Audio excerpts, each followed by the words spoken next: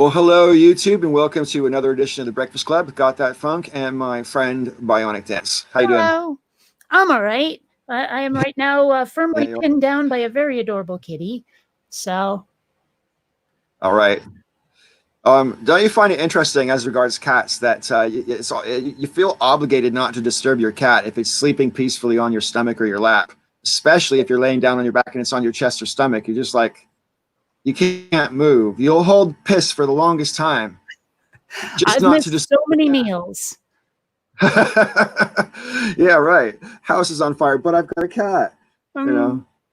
Anyway, I just thought it'd be kind of cool for the two of us to get together and have a chat about sort of our mutual love of science fiction and also future fantasy. Because just before we came on live, you were mentioning about one of your web comics, and I know when we first got acquainted, sort of 10, 11 years ago, you were very much active in making animations and stuff like that. And you know, I think when it comes to like future fantasy and stuff, I know you're more of a fan of Star Wars and Star Trek, and we've had these conversations in the past and stuff like that. But the thing I always like about Star Trek is it's like a vision of the future. Same reason I like Babylon 5, but it's a much darker vision, right? But like, there's so many different ways the future could go based on what we do in the present. You know what I mean? And it's such a fun thing to play with in your brain. You know, I mean, do you tend to think that there's hope for humanity, or have you written us off at this point? oof. I really don't know. If you'd have asked me 3, 4 years ago, I might have had a different answer than today. Today, I could Right, not say yes or no. I honestly can't because I can see ways out of this shitstorm we're currently in, but I'm not sure that yeah, most people are willing to take it. right, So I don't know. yeah. I suspect that rather than say the bright and shining future of Star Trek, we might be headed more towards the dark and dismal future of, say, Shadowrun or Blade Runner. Right. Yeah, wow, Blade Runner, wow. um Yeah, don't get me I don't started on know. that movie, but anyway. I, Yeah, fair enough. But I don't know. I would love to know. I mean, I used to take those online tests sometimes, and if they would say, if you had three wishes, what would you be? And one of my wishes was always like, I would just like to know the ultimate fate of humankind. hmm. Do we evolve into a higher form of sin or whatever, or do we stay human beings and don't evolve necessarily? Don't have any pressures of evolution on us to make us evolve. Because we're at the top of themselves, either directly or just by killing our habitat. You know, that kind of thing. Do we ever actually get out of this solar system, even experimentally? I'd love to know the answer to that question. Well, I mean, I know it's funny Voyager's you outside of bring the solar system, but that's the only one. it's funny you bring up the solar system and whether we will ever leave it. Wow, that was hard to say. Because I'm working on an animation right now that is very sort of old school pulp sci-fi. I mean, we're talking like Flash Gordon, Buck Rogers, Duck Dodgers, Buzz Lightyear kind of stuff here. Right, right, right. Like rings around everything, and everyone's shirt has Saturn on it or an atom or something, that kind of thing. Yeah, The yeah. title is Quinn Redshift, right? If that doesn't tell you what kind of thing I'm doing here, nothing will. And I thought, why not do something a little more unique? Because inevitably in sci-fi with spaceships, people are bouncing from star to star to star. And I thought, if this is going to be like an old school 50s style pulp thing, why not have it set completely in our solar system, but every planet and moon is inhabited by aliens, which is in no way scientific, obviously, but it's fun. And if people can shut off that part of their brain that insists their sci-fi has to be science fiction instead of science fiction, then maybe they can. Because that was always what attracted me to sci-fi was how much fun can we have, and so when people insist, no, my spaceships have to move according to exact Newtonian physics, I'm like, really, in a movie, Really? It just I don't get it. I really don't. Well, I mean, if you're going to accept a premise, which is interstellar travel is possible at faster than the speed of light, you have to drop an awful lot of physics, all Hmm. by or what we currently understand of physics. And so this is why it's problematic, and this is one of the reasons why I'm skeptical about whether or not we've had aliens here on Earth from a different solar system or galaxy, even, or whatever. But like, and I mean, we can save that for later in the conversation, perhaps. Uh, but because I would be more open to, for example, if I'm going to stretch my imagination to, motion faster than the speed of light without dematerializing, then I would be more open to that you can open a door from one part of space to another by going in between somehow. Like there's gateways, not like Stargate like gateways that someone's made, right? But just like some way you can open up because all points in the universe are actually the same place, So or sort shit of like a that.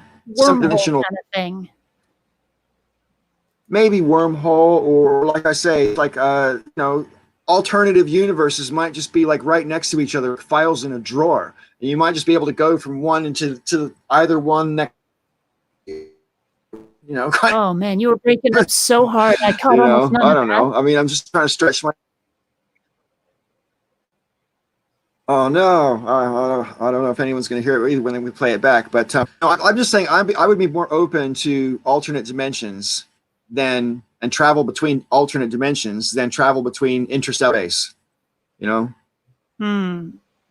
Well, I mean, I have thought about like parallel universes and all that stuff. I want to say, gosh, was it the Honor Harrington series where basically what they would do is they would like open a wormhole sort of thing into an alternate plane of reality, an alternate dimension where like spatial travel corresponded exactly to Earth, to our universe, but space was compressed. So, if you move 5 feet, you've gone several thousand miles in our universe. And then you open up another jump point and then there you are further than you had actually traveled, kind of thing.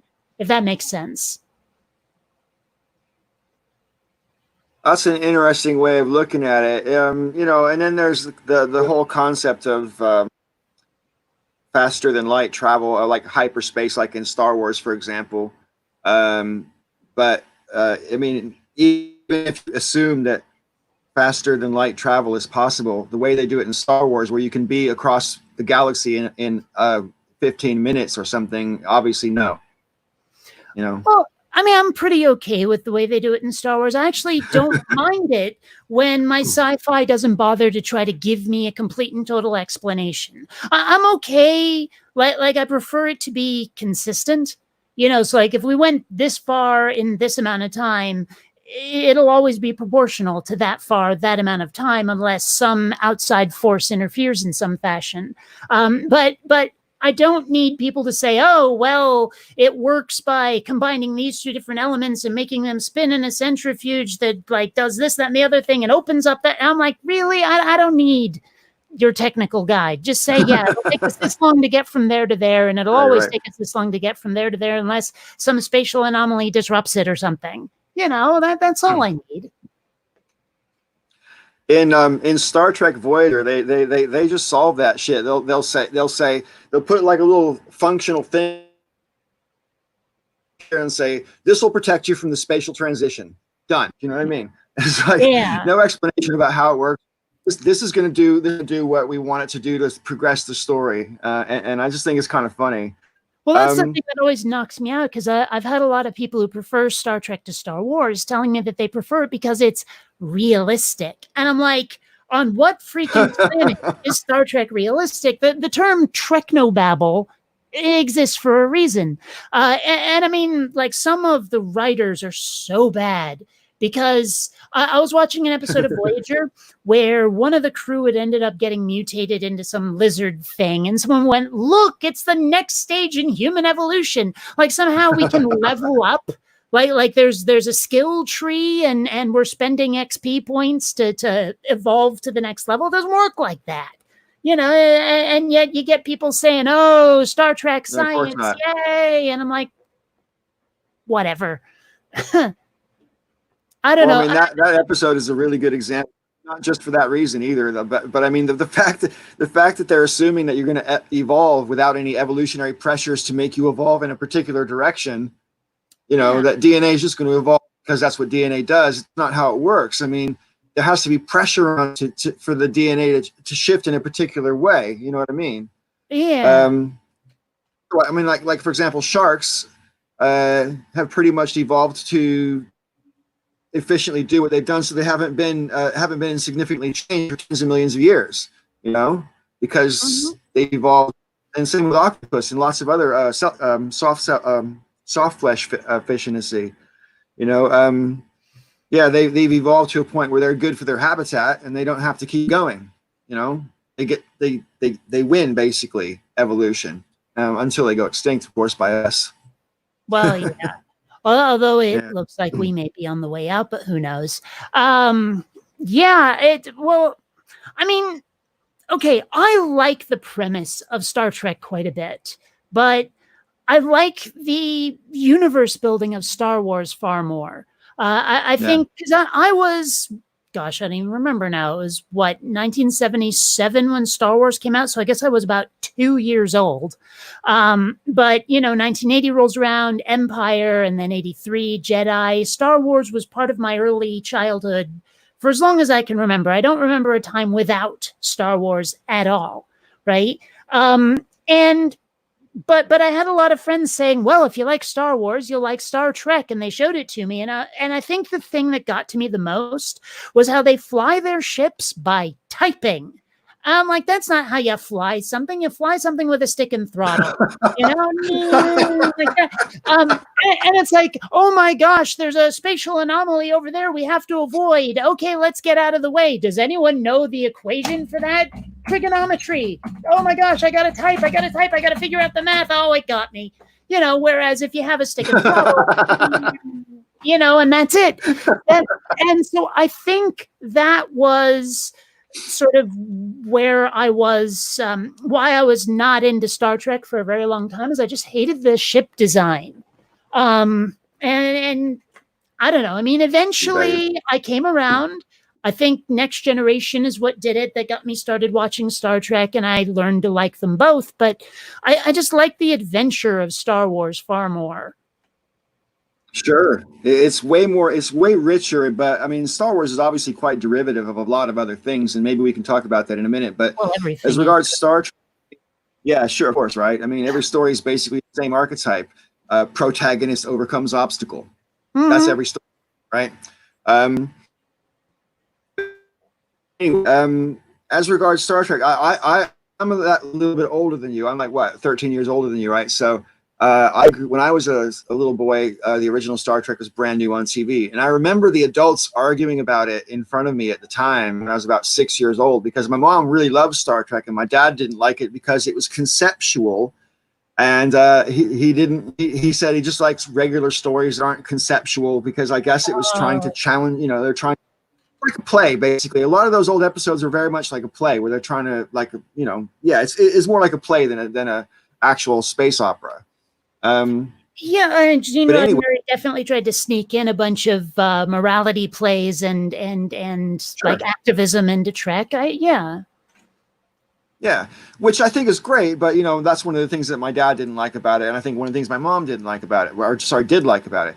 But I really like, because at the time when I was like 6 years old or whatever, there was nothing more exciting on TV in terms of things to watch. I mean, things like Gunsmoke wasn't exciting to me, or Dragnet or anything like that back in the days. I mean, I'm so old, right, that I got excited when the Brady Bunch came out in 1969. Okay, funny thing, the guy who played Cousin Oliver, Robbie Rist, right? Yeah. Facebook friend. Oh wow. Yeah. Cool. Yeah, nice little claim to fame there.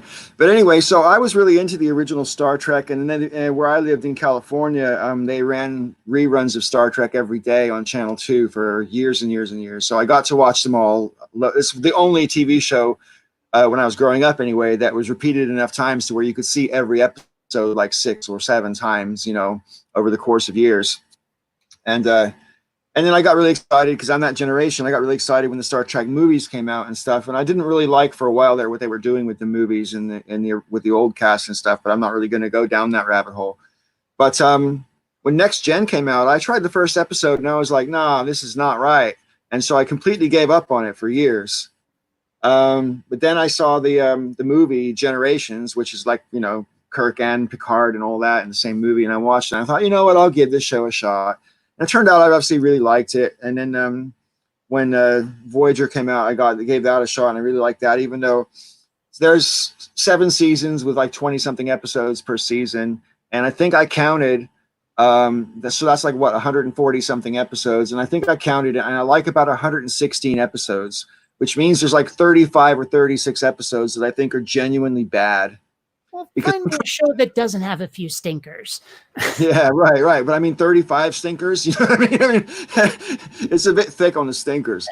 Okay. The thing I like best about Voyager, honestly, is Tom Paris, because he's the first Trek character I can really name, at least from TNG onward, who doesn't have an enormous stick straight up his ass. He is the guy who's like, he's working class blue collar. He'll drink a beer before wine with his pinky up. He'll probably listen to rock and roll long before he gets into Mozart. And I love the, what was it, Captain Proton holodeck program he would run. I mean, I would be great friends with Tom Paris, where almost everyone else in Star Trek is just someone that I'm like, lukewarm about him, Yeah, sure. Hey, I doubt you follow The Amazing Atheist on YouTube, but a couple of months ago he did a video basically critiquing Voyager, and I thought it was extremely fair, actually, and I agree at least like 75% of everything he said about it. Obviously not everything, but it's funny because when he was like talking about the characters and giving him his like overview of the characters individually, they went on, different lengths of time depending on the character and how interesting that character is in the show. And he gets to Harry Kim and he just goes, and then there's Harry Kim, and shows a picture of Harry Kim, and then he moves to the next character and gives him like literally no description whatsoever. And like, whilst I understand why people have that opinion of that character, I think it's vastly unfair, because some of the most interesting things that happen to anybody happen to Harry. Harry comes back from the dead 3 different times. I don't remember that, but okay. The problem with Harry Kim is that he's that sort of like nervous newbie guy. He's the guy in the college movie who's trying to join the frat and is like too shit scared to I don't know. He's like what's his face in Animal House? Stephen First's character, Flounder. He's basically that guy. He's the one who wants to fit in, but he's so scared he won't, and he's the new guy and all that stuff. It's just such a forgettable. Which was fine in season 1 or season 2. That's fine, but they wrote it so you kind of had to play that more or less the whole 7 years, and I think that's really unfair, especially considering everything that happens to Harry. I mean, he turned into a baby, he gets turned into an old man, he comes back from the dead, he comes back from another dimension, he comes back from another time. Do you know what I mean? It blows me away how many things that happen to Harry, and his character doesn't seem to be like measurably altered in terms of his self-confidence or his attitude towards other people or life in general. I mean, it's just really weird to me that they wrote him so two-dimensional when considering the things that happened to him could have made him the most interesting character on the show, and I actually feel that when 7 of 9 came on the show, I didn't like it at first because I thought she kind of took over the show, and they ruined the Borg also, which was a really big sin. It did make a lot of very interesting episodes. I mean, some of the best character development on Voyager is 7 of 9's character development, Well, yeah, I mean, when I started watching Voyager, it had been out for a long, long, long, long time already. I spent many years without cable, so it wasn't until Netflix that I really got a chance All to right. sink my teeth in. But I'd heard about Seven of Nine, and the way she was depicted by everyone I knew on the internet, she was just a bimbo sex kitten, you know? No, And so no. when she showed up on the show, the level of character depth she ended up having surprised and delighted me, I have to Mm. say. But I don't know. I guess I kind of like Kess more, though. I like Kess more too as a character. But I think that Kess wasn't her. I think probably the reason Jennifer Lane left the show is because they really weren't really doing very much with her character other than to try to expand on her mental powers. But I don't think they really knew what to do with it. You Actually, know? I seem to remember part of it was just that she was like allergic to the makeup and said, I have to quit unless you can let me grow my hair long and conceal those ears. Oh, right. Is that why she grew her hair long? Okay. Uh-huh. Yeah. Yeah. But Okay. then like after she left Trek, she got into so much trouble. Like Oh, really? screen. Oh yeah, she did not do well. I don't know Oh. where she is right now in her life, but after Voyager, Oh, yeah. wow. I'm sorry to hear that. Yeah. But But no, go ahead. well, I mean, I was saying before that I like the premise of Star Trek, but I like the world of Star Wars, the style of universe. There has been a show in the last couple of years that has managed to combine the best of each, and that would be the Orville. I love the Orville. I've only seen like 3 episodes of it on an airplane though, and Well, I the can't get over here. well, the it's on Hulu if that helps, and I actually don't use Hulu. Yeah. season three will be on Hulu exclusively. They've left television completely. And so Oh, now wow. they're not constrained by episode lengths, they're not constrained by censorship, and they don't have to have commercials. I think it could really help the show. Um, Right. but the thing about it, I mean, originally, as I understand it, Seth MacFarlane wanted to make Star Trek. I mean, you can see his old Star Trek fan film from back in the day. He's a hardcore Trekkie. He was on at least one episode I know of Enterprise, that kind of thing.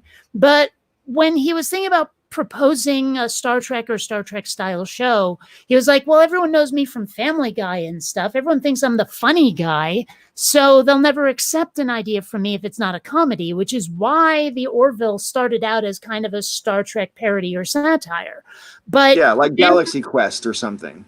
but after a while, he just sort of dropped the pretense and the jokes were little one-offs and the story took hold. So like starting about midway through season one and for most of season two, it's like the occasional fart or poop joke with a very Trekish story. And some of them are thought provoking. Some of them are just no joke tear jerking. It's really like a great show, but it also has those stick and throttle fighters I like so much from Star Wars. Right. So best of both worlds. Yeah, I remember once upon a time. See, this is how long we've been acquainted because I remember once upon a time in a video you mentioned that one of your major reasons for like disliking Star Trek or liking Star Wars more is the fact that there's no single person fighters in Star Trek, you know. And Mhm. quite honestly, if there was such a thing as the technology to have space battles, single person fighters make way more sense than huge ships risking their entire structural integrity fighting each other. It would make way more sense to let the little fighters cry and do the shit than have your whole ship. You know what I mean? I mean, it's just like, yeah. So Well, that's actually also there's well, just on that point, because I have something very specific to say about that. If you've ever read the Honor Harrington series, which is essentially a female Horatio Hornblower in space and the worst of all Mary Sues, like you wouldn't believe. But like the basic idea is in space, old school naval combat with ships firing broadsides at each other back and forth, right? But at one point, I think it's like the third or fourth book, they start using these LACs, these light attack craft, to go attack other ships because they're so small and they can swarm like that. Where before these giant broadsides, like were just hitting the larger ships, they couldn't hit the small ones anymore. You right. know, so that completely changed the flavor of combat in that particular universe. Oh, that's pretty interesting. I think as an aside and sort of carrying on from that, when it comes to like Star Wars. I was 15 when that movie came out, the original Star Wars movie, right? So I was the original target audience for that. The young kid with his head full of dreams and all that kind of shit, and there was nothing cooler than a lightsaber to me at the time, and I just dug the droids, and everything about it was amazing. But so I think the fantasy and the opening up of your head and your imagination in Star Wars is like really cool about where it can go. But partly because teenage boy, space battles equals cool, right? I think Star Wars, when you look at the overall, not just the movies, but the series and also the games and everything, some of them rely more or less on actual conflict wars. The war that's actually happening in the story, and it's more about characters and stuff like that. And I think the recent trilogy is kind of like that. It is much more character oriented and less sort of war. The war is Wait, happening, but really? Whoa, I think it's whoa, more of a character story than a war story. Personally, rewind. Seriously? I mean, okay. I detest everything that has come out of Disney so far, specifically because there's no character development. I mean, honestly, I can't remember the names of most of the characters that were in the Disney movies because they were that unremarkable. It was like they were just there to hold the guns. I was watching somebody else play a video game. That that's seemed to interesting. be, especially Rogue One. Oh my gosh, I don't remember the name of even one character in Rogue One at all. Right? Where, I mean, because that's what really draws me in to a series is like it may be flashy Sure. and cool, but you got to make me grow attached to somebody. I mean, that's a large part of the appeal of something like Firefly, for example, is that the characters are all really interesting people. And like you look at the characters in Star Wars, you do have the young every kid who ends up dragged along on an adventure, and it's easy to relate. That kind of Yeah. thing. Where I'm watching the new Star Wars movies and, leaving aside the characters that already have a history like Han and Leia and Chewie and all those guys, it like the new characters just sort of seemed like cut and paste archetypes to me. They weren't interesting. I think that's a fair comment, but I also think that was true about the original trilogy and the second trilogy. I think Really? George Lucas is deliberate. Yeah, I think that's why I say about Star Wars being very derivative. I think they draw on these archetypes on purpose. I think he's Well, trying. I think he's deliberately trying to create modern mythology, I and mean, that well, he depends on is, but that's not archetypes. what I mean. I mean, it's because he took those archetypes, yes, but he made them unique. He made them his own. I mean, you look at Han Solo; it's hard not to really like Han Solo because I he's agree. that sort of roguish bad boy who bucks the rules and who doesn't want to be someone who lives outside the system like that, right? But you look at, well, I mean, maybe it's just because Harrison Ford's an amazing actor. I don't know, but he really made the character his own. He made him someone that people could latch onto, and so I mean, like he may be an archetype, but he gave it heart. Whereas in the new movies, they're really just cardboard cutouts. Well, I mean, I have to say that the last Star Wars movie that came out, which that was not the trilogy, but was that Solo movie. Um, Hmm. I found that pretty disappointing. I have to say. I quite liked Rogue One, but I totally don't understand what you mean about the characters.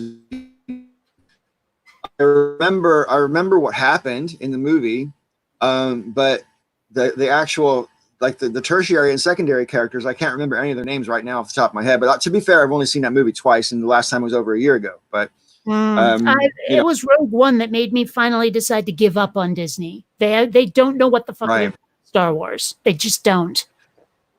Well, I think they take extra creative license, which was inevitable as soon as George Lucas took his hand off the wheel.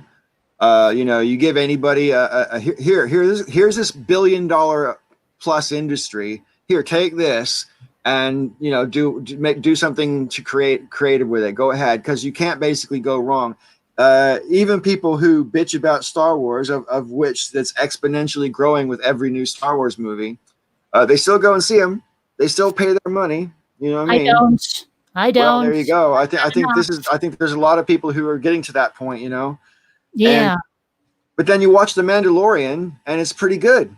Well, I You haven't done that either. Like I said, I gave up completely on Star Wars after Rogue One. I said, you know what? From now on, I'm a 1 through 6 purist. Jar Jar Binks Right, and all. I hate Jar Jar Binks, but fuck it, he's better than the rest of the crap Disney came out with. right. Well, I think I also I'm definitely I prefer the original trilogy full stop, even though at the time when Return of the Jedi came out in 1983, I was really annoyed and pissed off. I hated the Ewoks. I thought it was terrible. And there's just so many problems I had with the movie at the time it came out that I thought they really let Star Wars down with that movie at the time.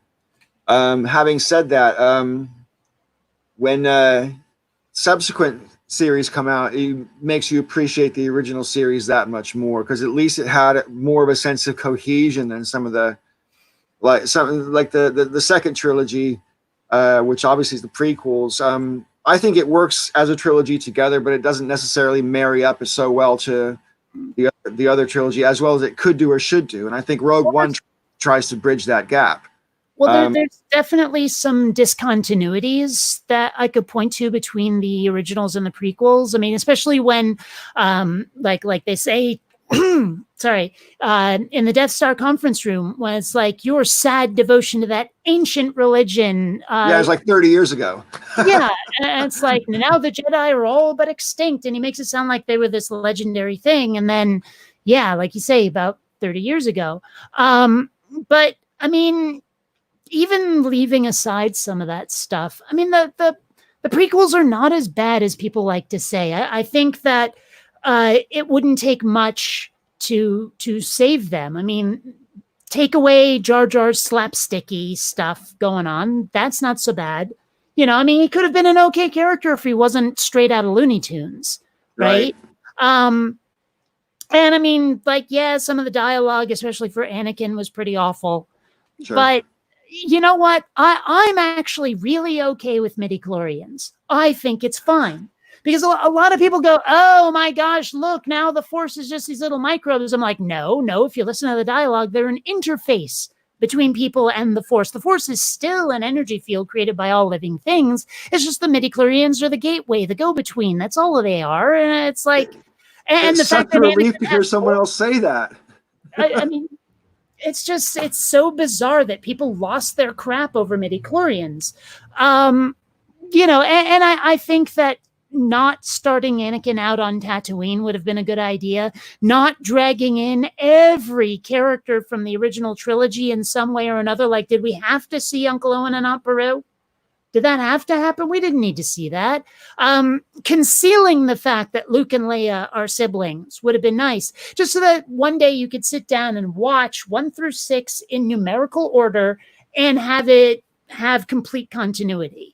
You know? Well, it's my opinion because I saw The Empire Strikes Back on opening night, and so there was no spoilers. So I can honestly say when Darth Vader said, "No, Luke, I am your father," I've never experienced anything like that in a cinema in my life. I mean, there was an audible gasp from like 350 people, and I had a chill go down my back, unlike anything that's ever happened to me before or since. It was an amazing moment in cinema. And the only way you can make that moment happen is by starting the story at number 4. Because Mm-hmm. started the Mm-hmm. story at number 1 and told it the way they told it, that wouldn't be a moment at all. That would be like, oh, he Yeah. finally got out, you know? Yeah. I mean, if he had decided to go with Obi-Wan's story from A New Hope about how Vader betrayed Anakin and this, that, and the other thing, and you just never really see Anakin's fate by the end of the prequels, that would have really helped. Like, that would have helped a lot. And I'm looking at what Deep Ashtray is saying here, and so what? Dancing around a river of lava, even with the Force behind you, doesn't work. So what? I mean, what you have to remember, of course, is this is entertainment. It's not supposed to be realistic. Yeah, I and mean, and I agree with that what you just said. But this is also exactly the problem with the Disney trilogy that's just happened, because what's his name, Kylo Ren and Rey mm, can talk to each other telepathically across thousands of light years, and reach through their telepathy and grab shit from the other guy and bring it to their reality and shit Did they like that. seriously do that? I mean, That's taken an awful lot of creative license with the Force, oh my gosh. I like this makes me so glad I jumped ship after Rogue One. Oh man, it's like, why don't you just nostril rape my childhood already? But oh God. yeah, I mean, it was kind of like, okay, when the expanded universe started really kicking off in the early 90s, and for some reason they let Michael Stackpole write it. Now, he might not be the world's worst author, but he wanted to make Star Wars dark. He wanted to make Star Wars bleak and dreary, and it was the early 90s, and everyone was wallowing in pathos, but that's not Star Wars, damn it. Right. So, it just when someone takes something that you absolutely love and then gives it this weird twist into like directions that you would never want to see it taken, it's hard to take sometimes if you're a big old fan. I agree. It's tricky, but and I can't guarantee. I mean, like that Solo movie is a good example because I can't guarantee that I necessarily won't jump ship either at some point if they keep messing up. I have to say that I've been watching The Mandalorian since the lockdown. I got Disney on a free week long trial specifically to give it a shot with The Mandalorian because everyone was telling me about The Mandalorian. Oh, have you seen The Mandalorian? Have you seen The Mandalorian? No, I haven't seen the fucking Mandalorian. So fine. So I go on there, and not only is every single episode great, well, they vary between really good and great. But the actual overall arc of where it seems going is definitely interesting, and you definitely want to find out what's going to happen next. So in that sense, it's really good. It's really well made. But they obviously do. They do take a little bit of license with trying to make it. I think they're trying to deliberately make it Star Warsy with some of their cliches. Well, I mean, that has been one of the problems I've had with what Disney's been doing, and kind of with what Lucas did in the prequels. Is there's fan service, and then there's way the hell too much fan service. Like sometimes it gets to the point where it's like, nudge, nudge, remember that? Remember that from the last movie? And it's like, yeah, it doesn't feel organic anymore. Right. Well, since you're, am I allowed to give you any more spoilers about the trilogy that's just happened since you haven't watched it and probably I mean, I'm not gonna watch it, and you can spoil the heck out of it, but I'd just as soon not talk about it. Fair enough. That's fair enough too. also, I mean, I gotta say about the Mandalorian though, isn't it just a little bit politically incorrect? I mean, in this day and age, shouldn't it be the person DeLorean? Sorry, I'll just sorry, yeah. Out. I'll see myself out, yeah. Yeah. And also during the lockdown, I've been watching the animated series Clone Wars. Have you seen the Clone Wars? I have it on disc, but I don't really remember it very well. Yeah, I had it on disc too, and I didn't remember it at all. I mean, I actually remember the first episode, which is like Yoda fighting, and I remembered it because it was Yoda fighting, and Yoda's actually a really badass motherfucker in the Clone Wars, right? And they all are, for that matter. But I think I'm like 7 or 8 episodes now into the second series, and there's 7 series, so I've got a long way to go. But I read an article on Twitter the other day, which was saying that Series 7 in particular, if you take it as just by itself as a thing, is the best episode of Star Wars ever. So I'm looking forward to getting there, but I don't think the lockdown is going to last long enough for me to watch all 7 series in one day. You know what I mean? So, well, that's the thing though, is a lot of the time when I like something, I like it for reasons other than why everyone else loves it. For example, my favorite band. I love the more upbeat, fast-paced stuff, and every other fan I know loves the ballads, that kind of thing. Right. And when I look at Star Wars, to be honest, the Skywalker family spat doesn't amuse me that much. I actually love the rebellion, the fight for freedom against a tyrannical empire. That's the part I love. And when you look back at the age when Star Wars was made, like the early 80s kind of stuff, what came out? The Last Starfighter, for example, which is about what? Some dude in a spaceship fighting aliens, right? That want to take over somewhere else. Star Chaser, The Legend of Orin, which is a blatant ripoff of Star Wars, like blatant ripoff, is about a guy trying to stop this like evil robot from taking over the galaxy. And like I could name movie after movie after movie where it basically like the lesson I learned from Star Wars was the rebellion far more than the Jedi. But then, you know, there comes the prequels and it's just Jedi, Jedi, Jedi, Jedi, Jedi. And I think that there's so much more to Star Wars that they could explore without ever even mentioning the Force a tiny, tiny bit. And it would still be an amazing series, but not just amazing, but it would still be Star Wars, even without the Force. Right? Because I'm sure most people just live their lives where the most that they ever talk about the Force is the way we say Gesundheit when someone sneezes. May the Force be with you. You know, that kind of thing. But it would still have that very distinct Star Wars flavor. Now, I think, like, again, I haven't seen Solo, but it felt to me like the idea behind it could have been a step in the right direction, just because it's like there's this whole smuggler culture, this whole bounty hunter culture that you could look at in Star Wars, and how cool would that be? You could have a look at like the Imperial. Well, that's what the Mandalorian is.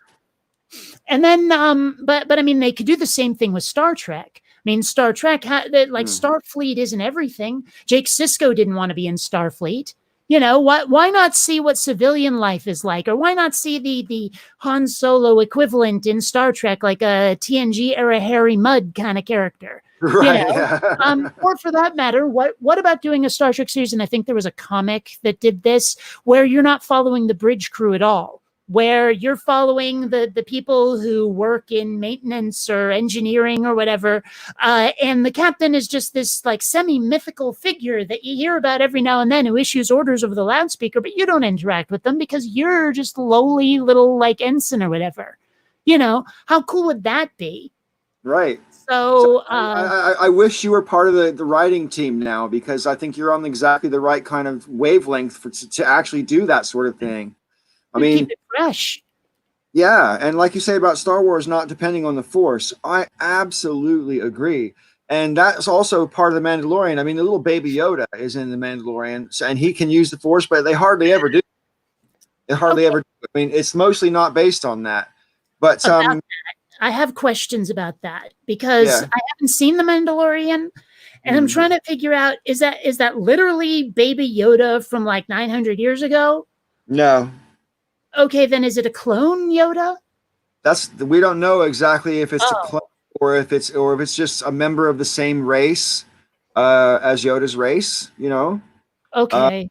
That has not been resolved at all. That no one knows where it came from, or you know, I think the only thing they know about it is it's still a baby.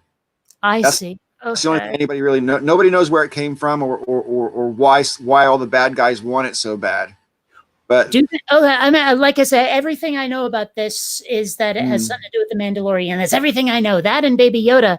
Although I saw something that Boba Fett is making an appearance in season 2, apparently, which makes me start to wonder, like, okay, so the timeline must be before Jedi then. Unless, of course, they pulled that, oh, yeah, we cloned the dead guy crap again, because how many times are they going to do that?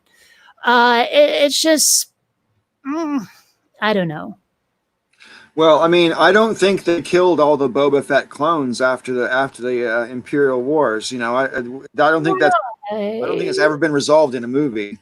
But those weren't all specifically Boba, though, like himself, Boba, that Boba. Well, that's exactly right. You know, there's Jango Fett and his little boy Boba Fett at the end of episode 2, and then obviously Boba Fett grows up to become Boba Fett in the later movies. Well, you know, I gotta ask, like, because sometimes I think about the names they give these sci-fi characters, and what I cannot picture, just can't do it. Like, here's my new cooing, adorable little newborn, just decanted from the uterine replicator or whatever, and I go, aha, this one's a Boba, right? You know, it's like, yeah, Boba. I'm not naming a kid that ever. I couldn't do it. You know, I mean, it sounds like such a silly name, Boba, Boba, Boba, Boba. You know, I mean, Boba Fett sounds like badass, but the kid's name isn't Boba Fett. It's Fett, Boba. I don't know. Fair enough. Well, again, I think they just try to make things seem, like from a galaxy far, far away, right? So they just try to do shit different for the sake of making it not like here, you know? Well, I mean, I guess, but then you look at some of the other names they've given aliens, and like Newt Gunray, really? Ugh. Yeah, yeah, that's funny. Yeah. I do love me a bit of Star Wars and stuff, but I do worry about some of the different ways they take it. But I'm not going to watch all those different ways. I mean, on Disney, there's lots of Star Wars things that I never knew existed until last week when I got Disney. Mm. So and most of them I'm going to ignore because I don't think I need to see them. But I have to say, Clone Wars is really, really well made, and it's getting the deeper into it I go, the better it gets. So, and also one of the things I found interesting about Clone Wars, I mean, the Clone Wars obviously, the whole galaxy is fighting, right? Mm. And uh, so it really does focus an awful lot on various different battles and various different alien landscapes, and them trying to take over this like a droid factory or whatever the hell, to blow it up or whatever. I mean, it is really very much about war and about like how to overcome it, but all the lessons that they're learning and blah. I think it's really good. It has everything I like about Star Wars in it, and because it's animated, they can get away with doing things with the Force that, it doesn't look impossible. Whereas, like I say, when you're watching the Disney trilogy, and like they have that psychic thing where they talk through space, and then he reaches in and grabs a necklace off of her neck, and I'm just like, okay, I think you went too far there, you know? It I don't know. It seems like they decided to change things for the sake of changing them, or possibly for the sake of marketing, than they ever made a creative decision. When it comes to some of the things I've seen, like, did they really have to change the helmets on the stormtroopers to make them look like Donald frickin' Duck? Did they have to do that? I don't think they had to do that. But it's just because when they make more of something I like, what I want is another story in the universe exactly as presented before. Right. That's what I'd like. You don't have to add anything new.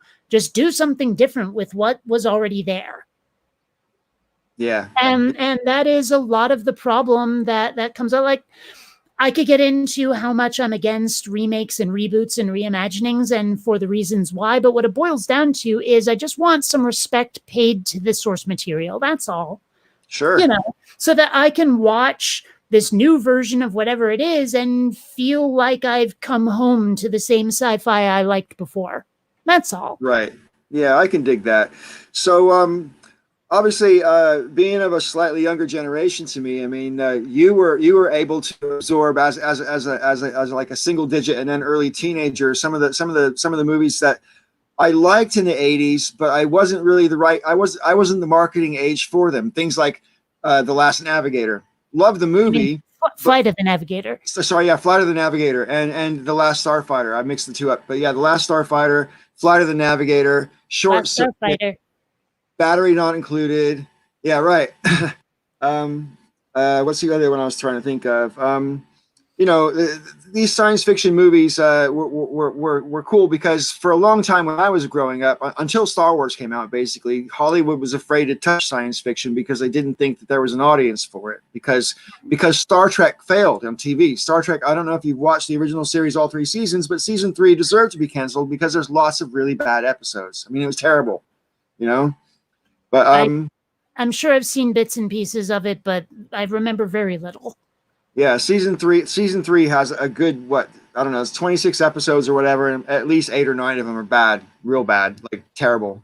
Quick question about that, actually, because there is this memory I have of some sci-fi, and I think it might have been Star Trek, but I'm not sure, where like once a year on one night, everyone on the planet just goes nuts and starts destroying everything. And when they do it, they shout "Festival Smash!" Whatever. Was that Star Trek? Yeah, that's Star Trek, all right. Okay, I vaguely remember that it was sort of like looked like gangsters, like Al Capone gangsters doing it. Yeah. That's a terrible episode. I remember nothing other than people running around smashing stuff, dressed like Al Capone, shouting not sanctuary, festival. Right. It's everything I remember. Yeah. I think you've basically interlaced two episodes over each other there. But yeah, I mean the gangster one is a particularly bad episode. I mean it's just they stretch credibility for the sake of trying to make a narrative and make a political point like we were discussing earlier. Just real quick, Kate. Deep Ashtray says, ever read heavy metal? No, no, I've seen covers of it, never read it, know very little about it. So no. But I don't know. I, yeah, you are very, very, very blurry. I can barely make out any of the stuff you're pointing at the camera. Oh, really? Right. Yeah, your connection is not good. I'm sorry. Yeah. Yeah, but yeah, I've got stacks of heavy metal ashtray right here. Just have them right here. So I'm seeing the question about good dystopian sci-fi. And Right. like for me, that's not completely a contradiction in terms, but it depends. Like I love Mad Max style. Like the Road Warrior for me is the pinnacle of like post-apocalypse dystopia stuff. As for more technological stuff like Blade Runner, trying to think of any that really. I mean, okay. The James Cameron version of Battle Angel Alita was pretty dystopian and pretty darn good, I'd say. I didn't see it. I really wanted to see it, but I didn't see it. Oh, it's worth it. The funny thing is, I had seen the anime a long ass time ago. We're talking like 20 years before James Cameron's movie came out. And I didn't really remember that I had seen it until the very end of the live action movie, where I was like, oh my gosh, I remember this scene exactly. Oh, yeah, I know exactly what's about to come here. I remember that. And I think he did it justice, but then I'm also of the opinion that if they come out with a new version of something and you don't really remember the old version, don't do your homework before seeing the new version. Because Ready Player One, really fun movie. But if I I had read love it. but if I had read the book in prep for it, I would have hated the movie because it's not the movie on screen. Like there are so many changes, and I would have been disappointed. But as it was, I went into the movie remembering that I liked the book and kind of knowing the premise, loved the movie, then went back and reread the book and went, oh, I still love the book, but wow, did they change a lot. So, I mean, if you go into Alita Battle Angel, the James Cameron version, after just watching the anime, you might not have as good a time. Well, I'm not really familiar with hardly any anime at all. It's something I haven't really had a lot of exposure to. So I wouldn't. I haven't seen the anime or the James Cameron version, and I could have seen the version that was in cinema most recently because I can get it in cinema for free. But I didn't make it for whatever reason. I think I was probably just being lazy, and I think I thought, oh, I kept on going, oh, I'll see it next week, and then it disappeared. That kind of thing. Well, I think one of the things I like best about it, honestly, I mean, the sci-fi was great, the story was great, the characters were fun, but it was mostly the characters themselves that managed to carry it for me. Because one thing that happens in a lot of sci-fi today, and especially if it's a bleak situation, is everyone forgets how to have any fun. Right? Everyone's all like dour and wallowing in pathos and unhappy and grim. Whereas, like in Battle Angel Alita, everyone is living in a complete shithole, and yet they still remember how to smile. They still know how to have a good time. They're making the best out of their lives rather than just wallowing in it. Right. And I think for me, that's a huge part of why I don't like a lot of sci-fi today, but why I really did like that movie is just because you get these people who are in a bad situation, but they still manage to be people. Right. Yeah. Have you seen I watched on Netflix recently during the lockdown. There's I guess it must have been a TV show called Salvation. Have you seen it? Never heard of it. Right. It's on Netflix anyway. I think there's only 2 seasons on Netflix, and I'm not sure if they ever made a third season or not. But I quite liked it. It's kind of like the end of the world, here comes an asteroid and all that kind of stuff. But it's just so far fetched and beyond realistic that you have to suspend and an unusual amount of disbelief to wrap your head around it. You sure it's on Netflix? It certainly was on Netflix last week when I watched it. Yeah. Okay, because I typed that in and I'm not seeing it. Oh wow, maybe they took it off, but it was on. Is it possibly on, say, Hulu or Amazon Prime Video? I only had Netflix at the time, but they do. This British Netflix is different than American Netflix. Yeah, that could do it. Yeah, that might be the difference. Anyway, no, I quite liked it. But when it comes to science fiction series, my favorite one at the moment is Black Mirror on Netflix. Mm. Because I like the fact that I mean they're not all bleak. Some of them are quite good and have like a happy ending even, but most of them are pretty dark. And I think it's really good. I think it's a good idea to have a show where that is actually exploring. Look, if we're not careful, technology could take us in this direction, or if we're not careful, it could go in this direction. Because we're already sleepwalking into a situation where you can have the equivalent of what used to be called Google Glasses.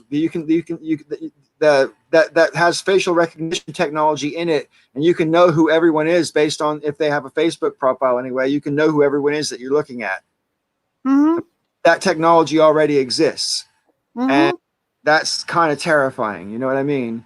Yeah, well, you heard about how the Chinese developed something where now they can tell whose face it is even when they're wearing a mask, right? That's right. Yeah, I just had that conversation with Kazoom earlier, and yeah, it's scary that the different ways that technology could be misused is I think worth the discussions, and that's why I think Black Mirror is a really good TV show, because it forces some of those discussions to happen. Well, people. Well, I mean, the thing about Black Mirror, I mean, number one, like I said, I tend to prefer things a little more upbeat, but I have watched a fair bit of it. And like, there were a couple of things like, okay, that first episode was just totally screwed up. It's terrible. It's the only bad episode. But, well, good or bad, it's just still a screwed up premise. Yeah, I mean, right. But there was that one where the two guys are playing in virtual reality where they're like street fighters, but they end up becoming like virtual lovers or something. Yeah. And I mean, interesting premise, but the thing that got to me about it was that the female character, the female street fighter, was named Roxette, which is the name of my favorite band. Oh, and wow. I cannot, for the life of me, find out if they were making specific reference to my favorite band or if it was just some weird convergent evolution. I cannot find out. And like, I need to track down the writer or something and ask, because I'm curious about that. I think it's written by Charlie Brooker. But then I also had someone point me at the weird sort of like Star Trek holodeck episode that they did, where people are like in the Matrix and they're in a Star Trek game and they have to beat this one guy, and hey, look, now we get to be in Star Trek for the rest of our lives or whatever. Yeah, I know the one you mean. Yeah. And another one that stuck in my head was the one where everyone, like, their whole day is spent pedaling those bicycles, to power whatever underground bunker they're in. Thing. Right. Yeah, that was a screwed up episode. Yeah. Wow. There's some seriously dark episodes. There's one called White Christmas, which is probably my favorite episode because it's really, really complicated and the plot twists like 4 or 5 times before you get to the end. And at the end, it's just so dark, man. And it's really, and then there's that White Bear is dark as fuck. White Christmas is dark as fuck. And then Black Museum. You must have seen Black Museum. Have you seen the one where the girl's in the desert and she goes to that museum? And it's like they got all these like devices in it that are sort of have dark medical purposes and stuff. It was fucking heavy duty. I never got through all of it, so I don't know if I don't know. All right. Well, yeah, it's a great episode. Anyway, I love Black Mirror. I just saw an article, must have been day before yesterday, that Charlie Brooker announced that even though season 6 of Black Mirror has been made now, they're not going to release it right now because the times are too bleak. And he doesn't think really? He doesn't think it's a good he doesn't think it's a good idea to release it right now because people are feeling so low. Well, so, okay, I have to admit, pretty dark. I'm well, you know I'm weird. But in this particular specific way that I'm weird is when times are bleak, I want something bright and happy and fun to take my mind off it. But Right. like speaking as someone who was a teenager in the 90s and watched all of my friends turn into these like emo grunge alternative motherfuckers with the flannel tied around their waist, you know, Right. and like watching all of the copycat suicides after Kurt Cobain killed himself and this, that, and the other Yeah. thing. And it seems like when times get tough, everyone wants to wallow in it rather than find like an escape from it. I Right. mean, again, like you look at a lot of the sci-fi that's out there. I tried watching The Expanse and couldn't do it because all the characters were complete downers. And it was the same thing with that absolute travesty of a remake of Battlestar Galactica they made. No one knew how to have a good time on that show. No one knew how to say, okay, shit's bleak, let's have a party to lift our spirits. That just didn't exist in that universe. That's You right. know? Yeah. And so like I would think that now is the perfect time to release the bleakest of Black Mirror because it'll make bank. Everyone and their hamster will watch it. Well, you're probably right in terms of making bank. You know what I mean? I would definitely watch it because I love it so much. It's pretty much my favorite creative thing I see on any of these sources that I use. But you know, you can watch all. Some seasons only have 3 episodes. You know what I mean? Like the 5th season only had 3 episodes, and the 4th season had 6 episodes, and that's my favorite season. But I think the overall premise, as I said a moment ago, about how we have technology is growing faster than our ability to adapt to it. It's having all sorts of dark consequences, like in China, where they've got this facial recognition technology, and they have more CCTV cameras in major cities in China than we have here in London. And that's saying something, because in London there's more than 4 million cameras, and there's only 7 million people here. Wow. Okay, right? What are they trying to keep track of? It's worse than that in China. And in China, they follow you around with the cameras, and the software does. It's all automatic. There's not a person doing it. And basically, your behavior is monitored. And if you behave and do well, you get merits. And if you don't do well, you get demerits. Have you seen the episode of The Orville that did that? No. Oh man, everyone, like, they go to this planet where everyone has to walk around with these name tags that has a green up and a red down arrow. And if anyone ever stepped out of line, you could just reach out and beep, touch their down arrow. Or if they did something that you think was great, beep, press their up arrow. If you get too many down votes, you have to go on an apology tour, and if you get way too many, if the apology tour doesn't work, they like give you this personality adjustment thing that basically like wipes out your personality and makes you the nicest person in the world, except you're also kind of a vegetable when they do it. And a member of the Orville crew, thinking it's funny, starts like dry humping a statue, which happens to be the like person who created their whole society. And so everyone's got their cell phones out recording him, and like all of a sudden he has to do this apology tour because he didn't know what the hell he was doing, and everyone gave him a gajillion demerits on this planet's version of the internet. And Wow. I mean, it sounds silly, and it's certainly silly when you watch it, but it's the same thing. It's just what you're talking about, demerits. Yeah. And yeah. Yeah, there's an episode of Black Mirror called Nosedive, which is very similar. You might remember about 5 years ago on my channel, I did a video called People, Peeple, because that woman was developing this software where you could rate your friends, and you could basically, but to rate your friends, you had to put their phone numbers on your app. And so this big harvesting thing where they're harvesting, and then so you could rate each other, and the whole idea was you can get good ratings, and that way you can get you can use these. And basically in this episode of Black Mirror, so they basically took that and ran with it. And so, if someone's rude to you in a store, you can give them a 1 star. And so like this woman, she wants to get this really good apartment, but unfortunately to get this apartment, you have to be like a 4.4 or above. And she's only like a 4.2, so she's got to figure out a way where she can improve her score. And basically bad things happen and she keeps getting knocked down to below what she started with, and it's just a really fun episode. But it makes a point because that is exactly the kind of thing that could be so innocuous as like, hey, this app could be kind of fun. And like Facebook, when it started out, no one could predict that it was going to be this massive data mining operation where they basically have robbed us of our privacy, you know, with our voluntary consent, no less. You know what I mean? Well, okay, that, and not exactly related to sci-fi, but I had an incident. Gosh, was it a year ago already? I don't know. I like to be polite to strangers. You know, I say please and thank you to wait staff. I overtip, and I hold doors open for strangers. You know, because like you do, and I held like I was going into a coffee shop and I saw someone was on their way out, so I held open the door and stood aside to let them through. And they gave me this look like, "What the hell? You're like, what's your game, buddy?" As they walked past, and I'm like, I'm not sure I ever want to be polite to anyone ever again if that's going to be their reaction.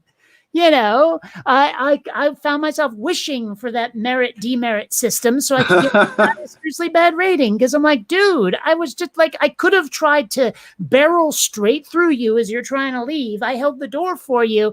You don't even have to say thank you. You don't even have to acknowledge it. But giving me a dirty look, Right.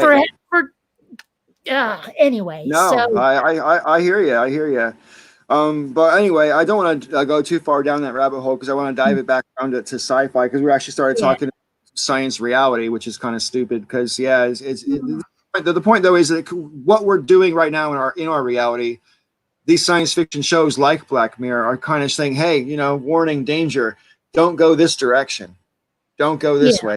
This is what could happen. You know, things like learning how to record your thoughts, learning how to record what you see out of your eyes and stuff like that is just kind of terrifying, you know?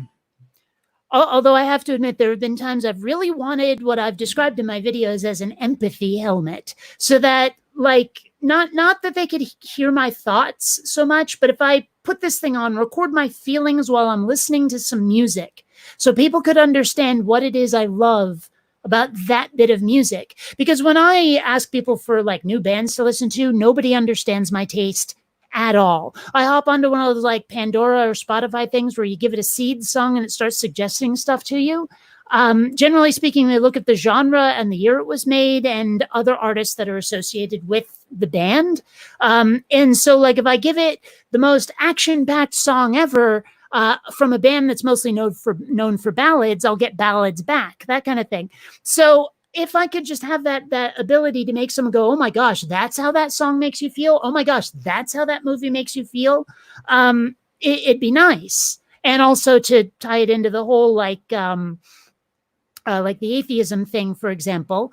I remember when I was a kid and I would watch sci-fi and I would watch fantasy movies, and then I would go out and play make-believe with my friends. And I always felt like the world ought to be a much cooler place where aliens existed, where we could use the Force, where, you know, we could storm Area 51 and find UFOs, all of that stuff, where I can have a robot companion of my very own, that kind of thing.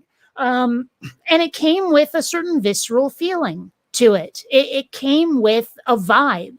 And sometimes I've wondered if that ooh, the world could be so special vibe is what religious people also feel when they say they feel the presence of God. I wonder if those are similar, because if they are, that would tell us a lot about ourselves. You know, I think it's absolutely similar, if not exactly the same. I think people put. I was just saying this to Kazoom earlier, but I think people put God like a garment on a particular feeling that they don't know how to describe. And I think the way when you appreciate music or art or sports or anything else like that, like you say, you have this visceral connection to it. I'm a dancer, for example, and I can't even possibly describe with words how it makes me feel when I'm dancing. I had a little helmet that could record not just my thoughts, but the feeling of freedom and expression and joy of dancing. If I could just get someone else to feel that would just be amazing. You know what I mean? I mean, the closest getting someone else to feel that is dancing with them and hoping that you get a real sort of personal connection. But even then, you know, you hope. Well, there is this. I'm a fairly avid virtual reality player right now. I mean, I've got like, for example, Skyrim VR, And Yeah. I actually really like to play Texas Hold'em in VR with people. That's a lot of fun. But my favorite game, my absolutely most favoriteest game, is this thing called Spark. And what it is essentially is, it looks like you're in the middle of Tron, right? Like you're in the original Tron movie, and you're throwing, like, you're in this long chamber, and you're throwing a ball at someone else, and they're throwing theirs at you. And the whole idea is to hit them and not get hit by your own. But it's more complicated than that, because you got to know how to make a curve when you throw. You have to, like, if you miss someone but it went through their strike zone, you get a strike, which makes your ball bigger and faster, so it's easier to hit them. And if you get up to a point where you're like 24 strikes, but you're like throwing, catching, throwing, catching, throwing, catching, and then you hit them in this like frenzied, adrenaline filled like sport that you're doing, you can feel like a goddamn ninja if you do it right. And like, after you've been playing it for a few years, when you throw and let go, the muscle memory feeling of when that ball's coming back to me, it's going to be right there and not there. That's where it's going to be. So you can like throw, stick your hand out, catch, throw, stick your hand, and it gets into this pattern, this rhythm. And I mean, it's an absolute blast. There is a total rush to it, but I can't explain to someone who's never done it. Yeah, that's pretty cool. What you're doing is, I was watching a video not long ago. This woman, she's Russian, and she does what's called bounce juggling, where you jump off the floor and walls and stuff, and she has like different shapes of things that are made specifically for bounce juggling, and so it's not just like you're just there, she bounces shit around, and it's all like you say, she knows what's going to go bounce, bounce, bounce, and then up and then come back down. She knows the pattern it's going to do. She knows exactly how hard she has to throw it to make it do the pattern and show up exactly where it's going to show up. And I think it's so much more complicated than just juggling in the air. When you're something off one or even two or three surfaces before it's going to be to the point where you're going to have to catch it. The amount of precision and practice that goes into that is kind of mind-boggling to me. Yeah. Real quick, I wanted to mention what Deep Ashtray said here in the chat. I'm going to put it on the screen here. Yeah, that one, because we were just talking about that a minute ago. I was aware that they work on that, but I didn't know that. I mean, it depends on what the images are. I mean, if you just mean like rudimentary shapes and colors, or do you mean actual, like, images in a sense of like a painting or a photograph or even an apparition or something like that? I'm not sure what those, or is it just like record the actual electric activity in your brain and show you the shape of that? I don't know what it means. Well, I don't know. I mean, that sounds interesting. I'd love to play with something like that. I kind of play with my brain an awful lot, if you know what I mean. I might. So I do have some experience with that, but I don't know. I don't want to go down that rabbit hole.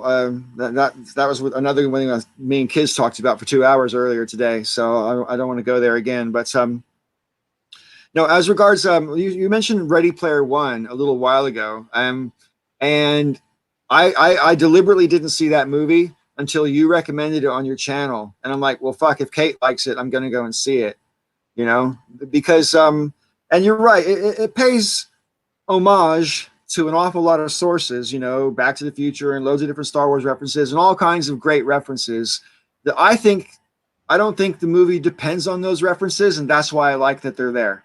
If it's all about making those references and it was just a series of, sort of homages and pastiche and shit like that, I wouldn't have liked it. But I think the story was creative and original enough. It carried me with it. I liked the protagonist well enough and everything. And I just thought all those sort of other sci-fi references were kind of cute in a Galaxy Quest or whatever kind of way, I want to know how they got licensing for all of that stuff. I mean, it's all from different studios and different toy companies and stuff. I mean, how do you go to all those people, those hundreds of maybe even thousands of executives saying, we'd really like to include this in your movie. Would you let it, or in our movie? Would you let us?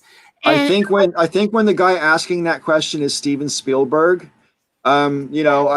I think they're going to go, you know what? I think it would do our product good to be in your movie. So yeah, sure. It's actually something I wondered about Who Framed Roger Rabbit as well. I mean, had to be a licensing nightmare on that one. Yeah, I love that movie so much, man. Although, you know what? I would love to see them take the same basic premise of humans living with cartoons, but instead of Looney Tunes and Disney, G.I. Joe and the Transformers and that style, where it's all the Oh adventure God, cartoons instead of the slapstick cartoons. How cool would that be? you should pitch that right now. They would make that. If you pitched Oh, it, they would make it. I've been saying that since Who Framed Roger Rabbit came out. To be perfectly honest, I've thought maybe it'll be up to me to make it because I'm starting to think I could. Wow. Like, okay, I think you have to give permission to share my screen. But here, try this. Yeah, now this is Quinn Redshift, the character for the animation I'm working on. No, keep going. Hang on, I got the wrong one. There. Oh. Oh, it doesn't work that way. Okay, I'll do the other one then. No, this one. Yeah. No, that's not it. There we go. Yeah. Okay, so I mean, already I can make this kind of character. And oh, guess what? Aaron Raw is voicing this guy. So that's wow, pretty cool. But yeah, so I mean, I have the ability to make characters like this. I can totally do it. And if you've seen a video I made, was it last year? I guess I think it was called the Peanut Butter Invasion, where basically, yeah, I saw that video. Yeah, a couple of folks were having this mock feud about different types of peanut butter, and so I decided to take what they had done and run with it, and made the Skippy aliens attacking Earth. You know, and I was able to successfully integrate live action and animation together. And wow, so I think cool. even if I couldn't do a full on story in this sort of like adventure style thing, I could at least do a proof of concept in that style. Right. And yeah. I'm tempted. I don't know, maybe. Because, like, I mean, maybe not the Transformers themselves, but something like that, some badass, I don't know, some other genre of cartoon, I suppose. Because the Transformers, the unfortunately, the computer animated movies of Transformers, they've tried to make like realistic, which is great, but I think it's also so clearly CGI that it's beyond a parody of itself. You know what I mean? Okay, along those lines. Now, I watched the first Michael Bay Transformers movie and hated it. With the White Hot Fury of 1,000 Suns, I hated it because they paid no real respect to the source material. It didn't feel like watching the cartoon in movie form, which is what I wanted, right? So I avoided the live action Transformers movies like the friggin' plague for ages. But then I was on an airplane and ended up figuring what the hell and watched Bumblebee. And oh my God, that was the movie for me. That was the movie I wanted all along. Oh my gosh. I mean, number one, Michael Bay was barely even waved at it. That helped. Number two, totally set in the 80s. Number three, it was like watching, imagine if instead of an alien, the protagonist of E.T. was a robot. Right. That's what it was like watching it. Is this girl gets a car, this old car, she fixes it up. It turns out to be one of the Transformers that had crash landed on Earth, and she makes friends with it. She tries to hide it from all the people who want to do horrible things to it, and ends up having this rockin' adventure. And I was like, this is my childhood on screen right here. This is exactly what I wanted from a Transformers movie, and it was brilliant. I loved it. Well, see, now I'm going to have to watch it, Kate, because you've recommended it, because you haven't steered yet. You really haven't. Along those lines, then, you know how there's a punk for everything now? Cyberpunk, steampunk, ray punk, atom punk. Well, I've come to realize there's something I really enjoy that I didn't know I like it, and that's diesel punk. What's that even mean? Okay, diesel punk is like The Rocketeer, Sky Captain in the World of Tomorrow. Okay. That kind of thing, Iron Sky. It's basically like a fictionalized sci-fi World War II veneer kind of thing, where steampunk has that sort of turn of the century look to it. Diesel punk looks like 1945-ish, I guess, is diesel punk. And I'm actually really starting to enjoy it. And one thing I've come to realize, I don't know if you remember the old Disney Afternoon, the cartoon shows, but Tailspin is basically just diesel punk in cartoon form. It's furry. I don't think I've ever seen that. Oh, it's an absolute blast. Even now, like there have been times I've had a hard time watching a cartoon show that I loved when I was younger. But this is still good. Like in its Right. own right now. Like I hadn't seen it for literally decades. And I started watching this and was like, oh my gosh, I could just sit down and sack out with popcorn to this all the time. Yeah, yeah. That's pretty cool. Ashtray says Iron Man. Now I'm a huge fan of the Marvel MCU. I like almost all the movies in it, which is saying something because some of them aren't very good. I mean, Iron Man 2 and 3 aren't very good, but Iron Man 1 is one of my favorite superhero movies that's made so far. I mean, I think everything about it is good. Do you like the MCU movies, Kate? Did you get into that? Well, okay, here's the thing. I mean, I started out enjoying some of the superhero movies that came out right before it started being a thing, where it was like wall to wall superhero movies. And at that point, I got saturated, right? Right. Oversaturated. I was like, oh, I can't keep up with this. And honestly, a lot of the movies weren't appealing. So, I mean, I've watched Iron Man 1 and 2. I don't remember 3 at all. I I don't remember remember it either. I remember enjoying them, but I also remember not feeling they were all that special either. Like it was a fun movie, I watched it, I'm done kind of thing. Right. Um like the superhero movies I've most enjoyed have been The Incredibles, Incredibles 2, Deadpool, and Deadpool 2. That's about it. Right. Oh well, no, I take that back. Big Hero 6 was pretty good. But Wonder Woman, oh, you gotta be kidding me. And I realize that's DC, not MCU. But it like who the bad guy was gonna be was totally projected. And again, it felt like all the characters were just there to hold the guns. I wasn't drawn in. I didn't care the way I did care about, say, for example, Tony Stark, who I thought was pretty decent as a character, at least for watching. I'm not sure I'd want to be his friend, but you know. Yeah. Well, I'm open to the possibility that I might have liked Wonder Woman more than I should have because I think she's one of the most beautiful women I've ever seen, and I realize that as I can't help myself, that might color my judgment. I would prefer to think it doesn't, but I also am open minded to the possibility because I thought she played the part really well, and I also thought the story was kind of a classic sort of hero epic, you know. Um, Person with amazing abilities wants to do good in the world, wants to make the world a better place, finds out not even really be worth saving. That's the hero's journey. That's like an epic journey, you know. But saves it anyway just because, you know. So I quite liked Wonder Woman, but I'm kind of nervous about the next one coming out because it's set in the 80s, and I'm just worried that they're going to take an awful lot of. I always hate it when they set movies in the 80s. There's very few movies that I've ever seen that are set in the 80s that actually look like the 80s looked. And Mm. it winds me up because it's not that long ago, and it's not so. Like the only thing I can think of that actually looked like the 80s actually looked was it came out last summer. It was a British movie though, so you probably didn't see it. It was called Blinded by the Light, Never heard and of it. it's about this.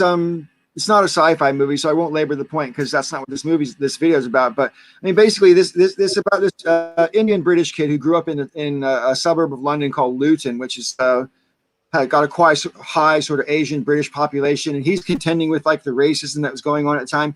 But honestly, like the music and the way they were dressed and their hairstyles and every single detail was exactly like it is in my brain. And I've watched other movies that were set in the 80s, like for example, The Wedding Singer. Nah, Mm. look like that. It just didn't look like that, you know, and it just Well, wound me up. I mean, speaking as someone who had a childhood all through the 80s, like I'm a dyed in the wool 80s kid. You've seen the everything I need to know I learned by watching 80s cartoons shirt, right? Right? Yeah, yeah, yeah. So, I mean, I kind of like the stylized version of the 80s. The 80s that I remember in my head versus the 80s I actually experienced. I like the stylized version in my head. I do. I have to say it. Like the accuracy I don't need. I want that vibe that I remember, even if it was never real. You know what I mean? Sure, yeah, Um, yeah, yeah. So, like, I look at something like, for example, have you seen Stranger Things? No, I haven't watched it. Oh my gosh, you have to see Stranger Things. Oh, it's so good. And it's one of the few like dark sci-fis I enjoy. I have to admit I have a taste for the whole there's an underground lab where they did wacky experiments and everything went wrong kind of stories. Right.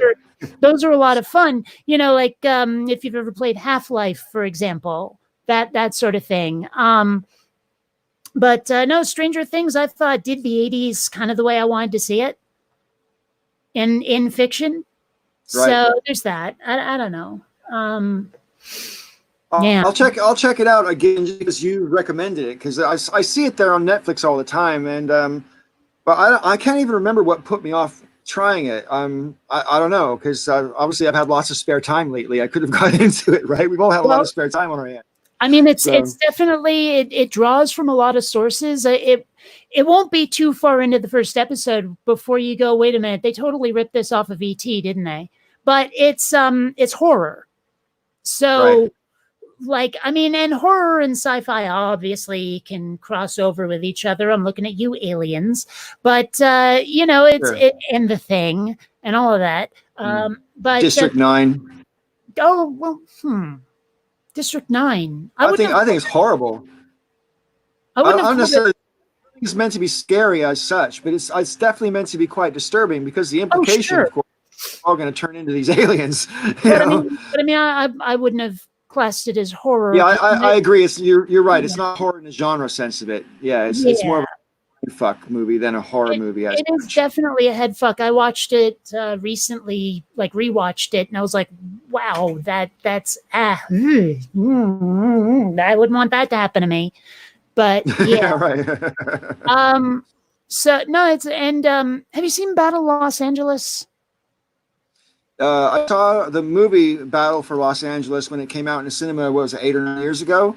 Something Um, like Maybe more. I don't know. But yeah, I saw the movie, but I think there's two versions of it, or two movies with the same title, because I saw two different ones on Netflix. So I could only have watched one of them. So I'm wondering if they maybe made a second one or a remake of the first one, or I don't know. But it seemed to be there was two of them. I don't know. well, what But yeah, I've it's seen the one movie one called Battle for Los Angeles, Battle Los and it was Angeles, the one with the military squad and there's an alien invasion. That one. yeah. Okay. I can't imagine. I'm gonna have to look it up and see if there's another one. But all right. I only ask because I put like I try to organize my shelves by genre and mood and vibe and all of that stuff. So I put a lot of like my alien invasion section is all like Super 8, Battle Los Angeles, War of the Worlds, District 9, V, that sort of thing. So Hmm. that's the only reason I asked was because it's got that association. Right. So when Um, you just said V, is that like the series, the TV from the 80s. series?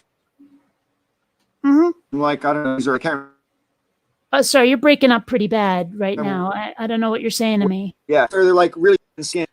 Yeah. Okay, hang on. Okay, can you hear me now? Yes. Yeah. Okay. Is it the one where they have the aliens, all the scientists around the world start disappearing because they're collecting up all the scientists and killing them? I Hmm. remember I thought that was a stupid premise, but now, especially considering everything we're living through right now, I think, yeah, I could totally see how they would want to purge if they wanted to control, to wreck society. If you wanted to wreck society really quick, if you killed everybody who had a scientific knowledge, that could actually help you rebuild civilization, you could crush a society by killing a scientist. You really could, Hmm. or civilization anyway. Yeah. Um, I mean, it's a great series. I remember like vividly the hype surrounding the miniseries when it was supposed to come out because they put up all those posters. The visitors are your friends, and then right before the show came out, they had people go out and spray paint the V on the yeah. right. And I mean, my parents, my hippie peacenik parents, wouldn't let me watch it. And I was so irritated because everyone in school was talking about it.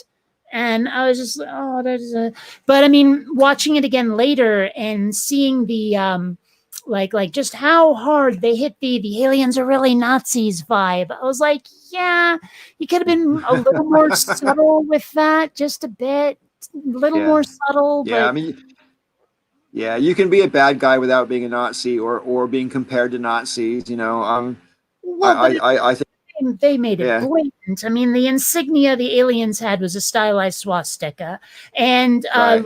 like instead of concentration camps, they were lining humans up to be food, but close enough, and all this stuff. And then, of course, you got the old grandfather character who has to tell the story about like when he was in the concentration camps and stuff like that to his son who doesn't quite get it and wants everyone to just capitulate and all that stuff.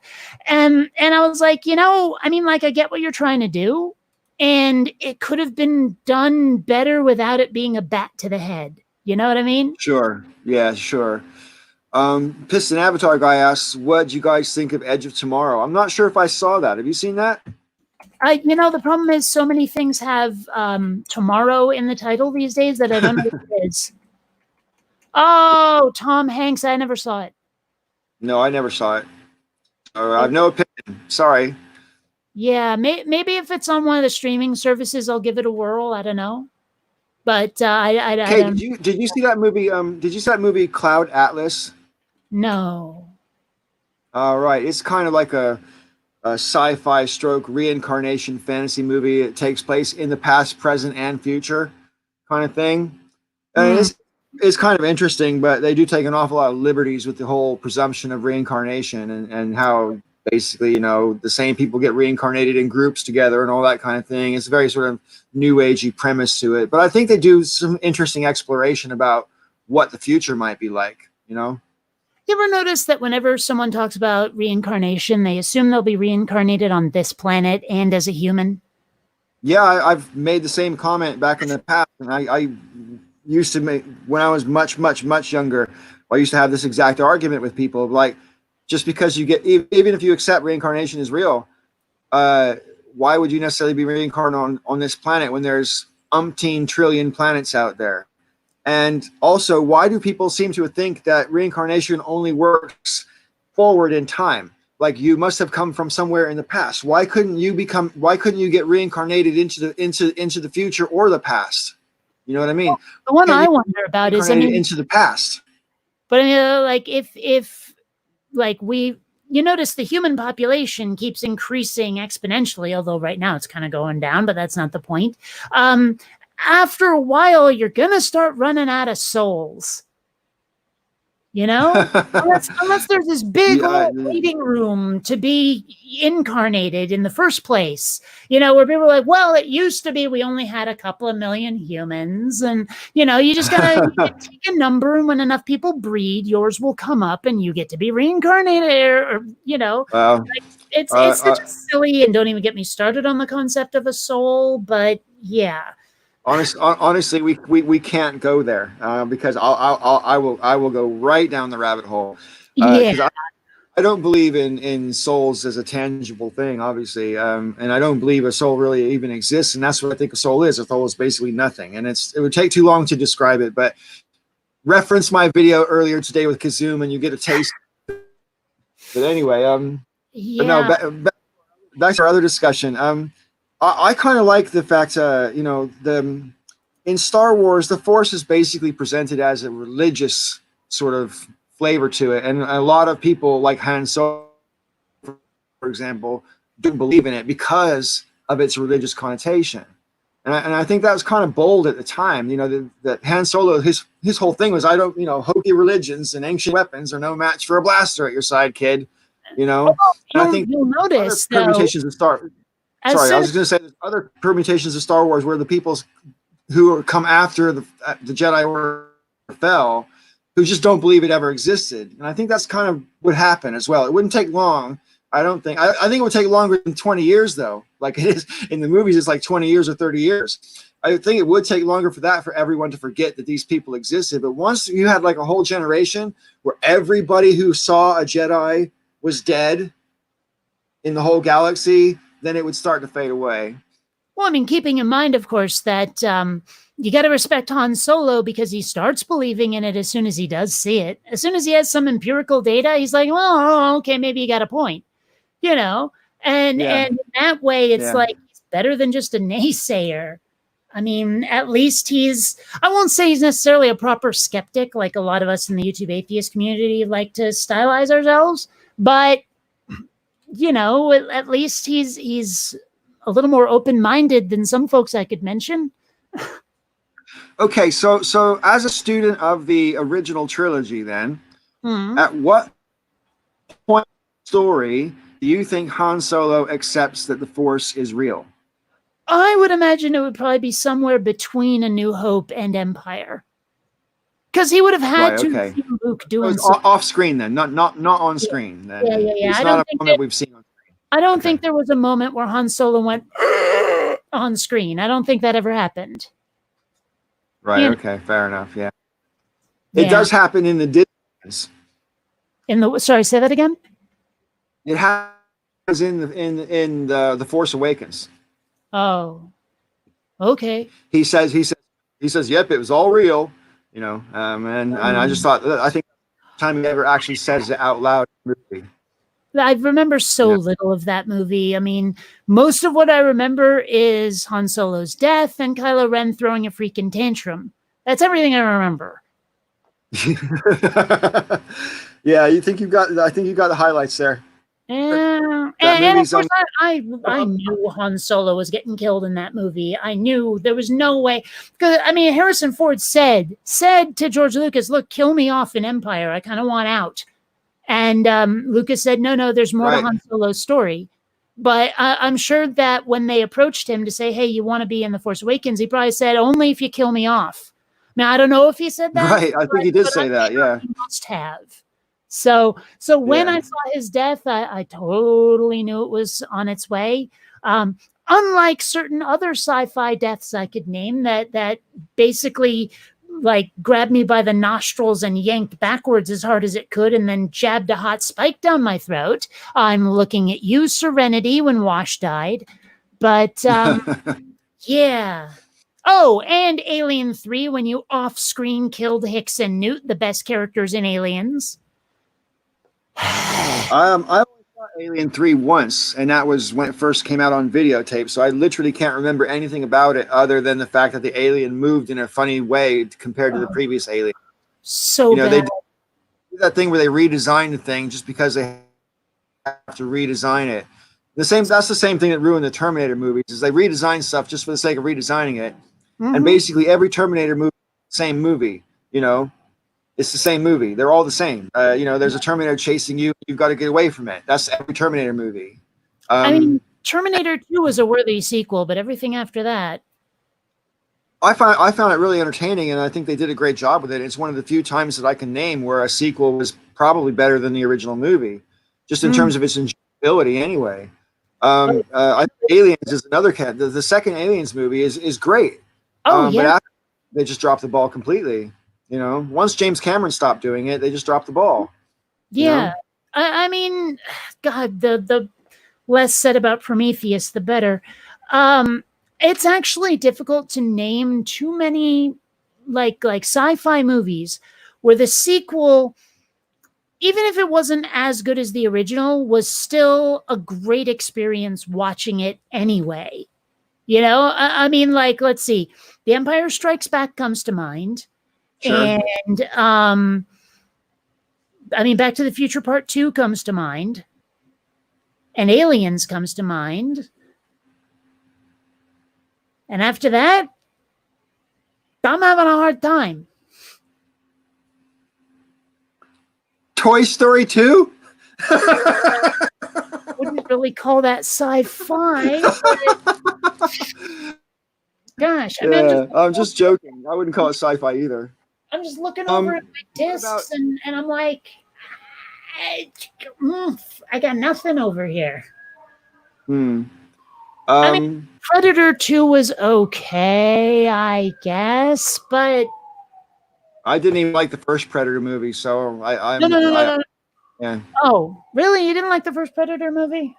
I actually hated it. I saw it in the cinema with my best friend, who was a big Arnie fan at the time, And he just loved all the machismo of it and everything. And he thought the concept of the alien with the suit that goes invisible was really cool. And he just felt he bought into the whole thing. And I was just watching it going, God, this is just a bunch of macho bullshit. I just was, to me, it was just over macho bullshit to me. And just like, that's just not, that doesn't appeal, none of that shit appeals to me. You know, that's not where I come from. So, I just remember being absolutely terrified by it. Maybe I was too young for it. I don't know. But yeah, I remember like when it was over, just sort of feeling like I had been rung through the ringer, you know? And at that sure. point, that sort of solidified my enjoyment of it just because of the visceral experience. But, Right, you know, I definitely didn't have that machismo that your friend is talking about, right. obviously.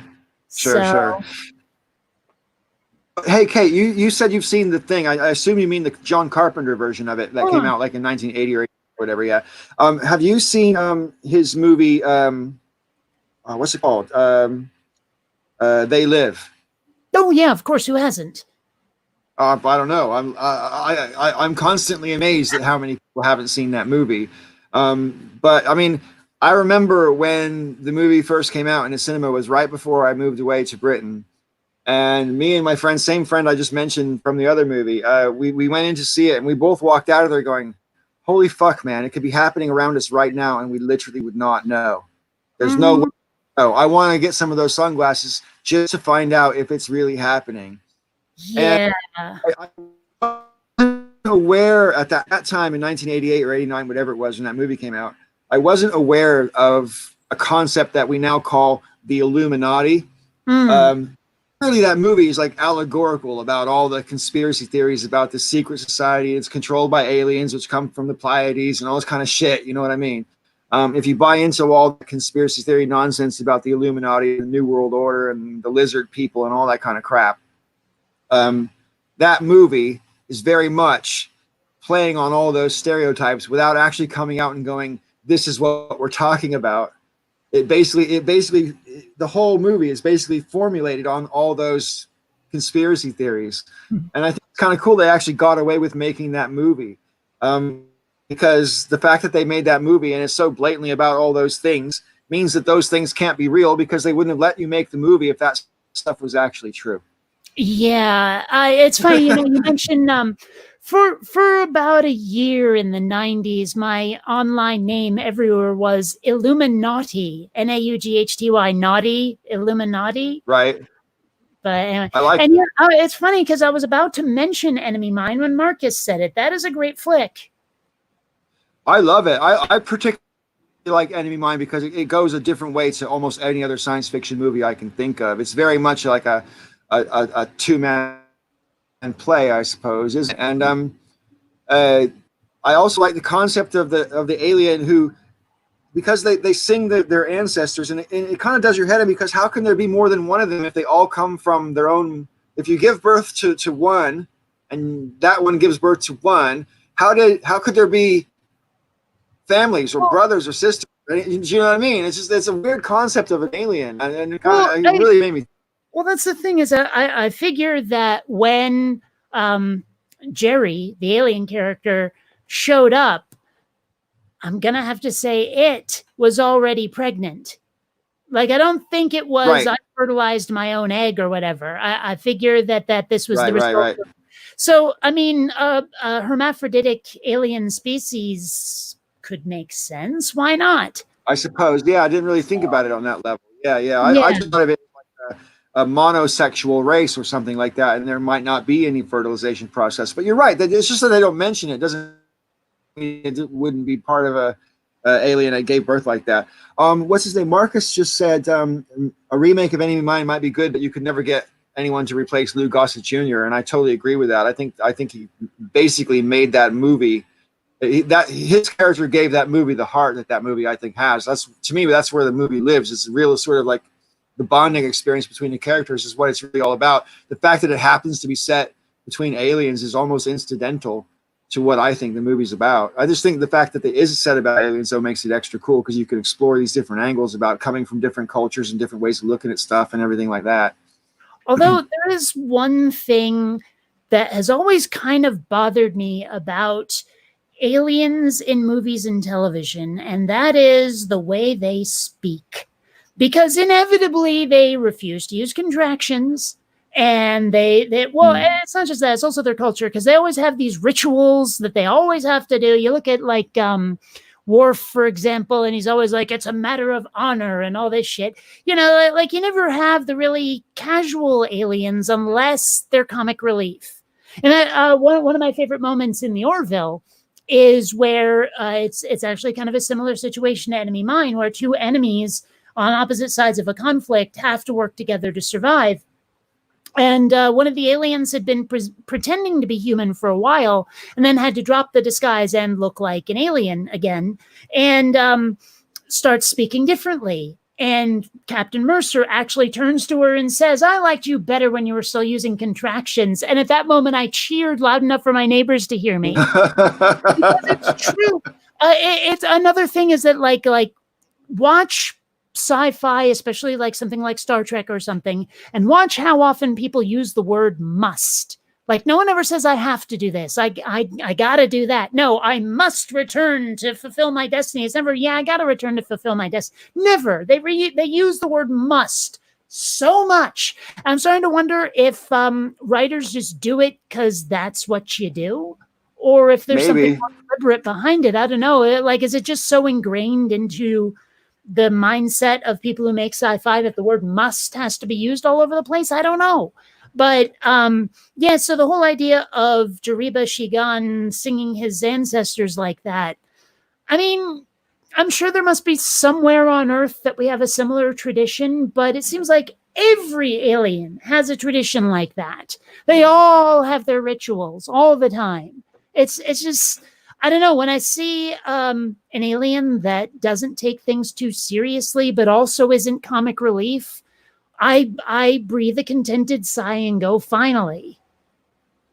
Yeah, I think it way too often. It almost doesn't matter what genre, or sorry, what part of science fiction genres you're talking about. If it involves aliens at all, way too often they're either comic relief or they have to be the villain.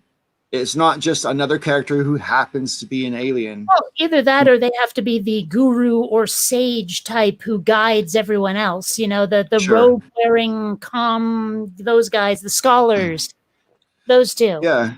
And there's I had a disturbing observation about Star Trek Voyager recently, right? Because I watch Voyager. As Voyager, believe it or not, is kind of like a lullaby for me.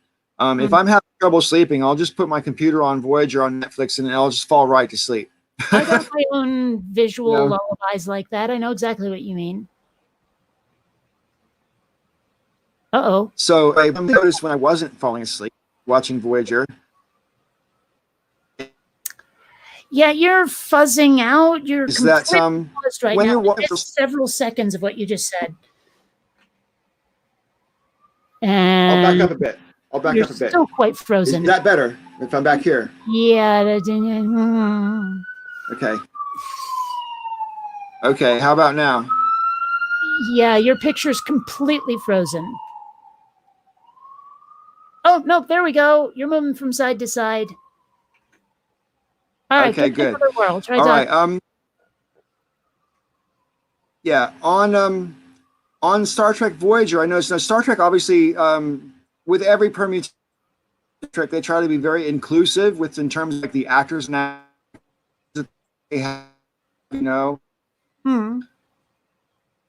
and stuff. And I think it's always been something that they're correct, but it's their vision of the future that because people can work together, this is don't matter. And I think that's the point they're trying to make. They're not trying to be politically correct for this time and space. They're just trying to say that in the future, nobody gives a damn about differences, you know? Well, okay, here's the thing about that. But hang on. What I noticed on Star Trek Voyager, obviously Star Trek Voyager's got the female captain and all the most powerful in the show. It's deliberately written that way, and I don't object to that. And you know, they have different ethnicities to make the show inclusive and all that kind of thing.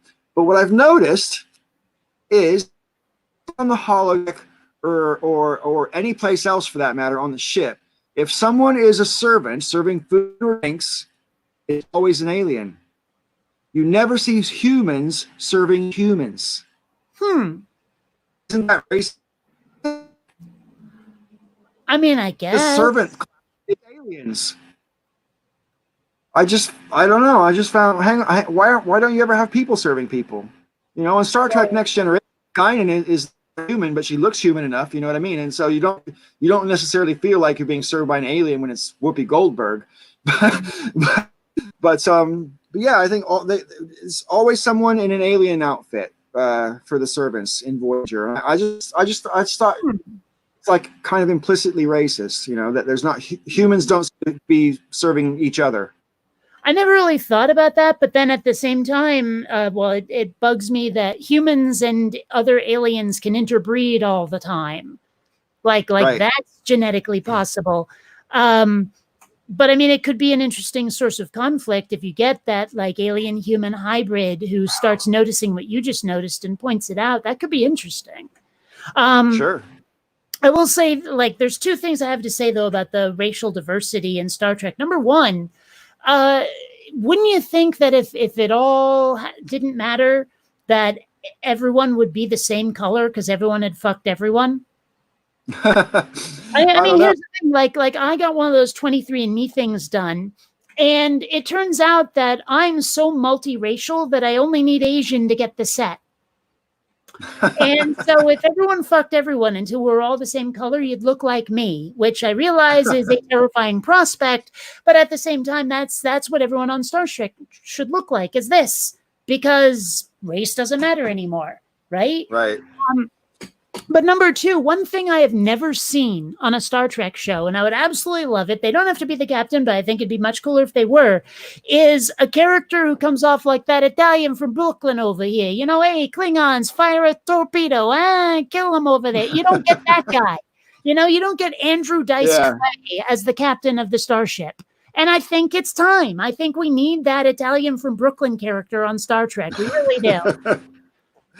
Yeah, I think you're right. That would make it a lot more fun for sure, because it is the thing about try to play it so dry, you know, like we have evolved to the point where we take life so seriously that, you know, money, you know, we've evolved past petty personal differences, even though half the episodes are interpersonal conflicts. I just think it's kind of funny that they act like they've evolved past petty differences, but there's so many between characters on the show that I think it betrays that premise, you know? Yeah. But of course, it seems a lot of like Star Trek lost its way back around Deep Space Nine anyway. I know a lot of people put that show up on a pedestal, but like in Deep Space Nine, how often did they actually boldly go? That's why at the time Deep Space Nine was on TV, I never watched it. Because it's not Star Trek. If you're not going anywhere, it's not Star Trek, you know?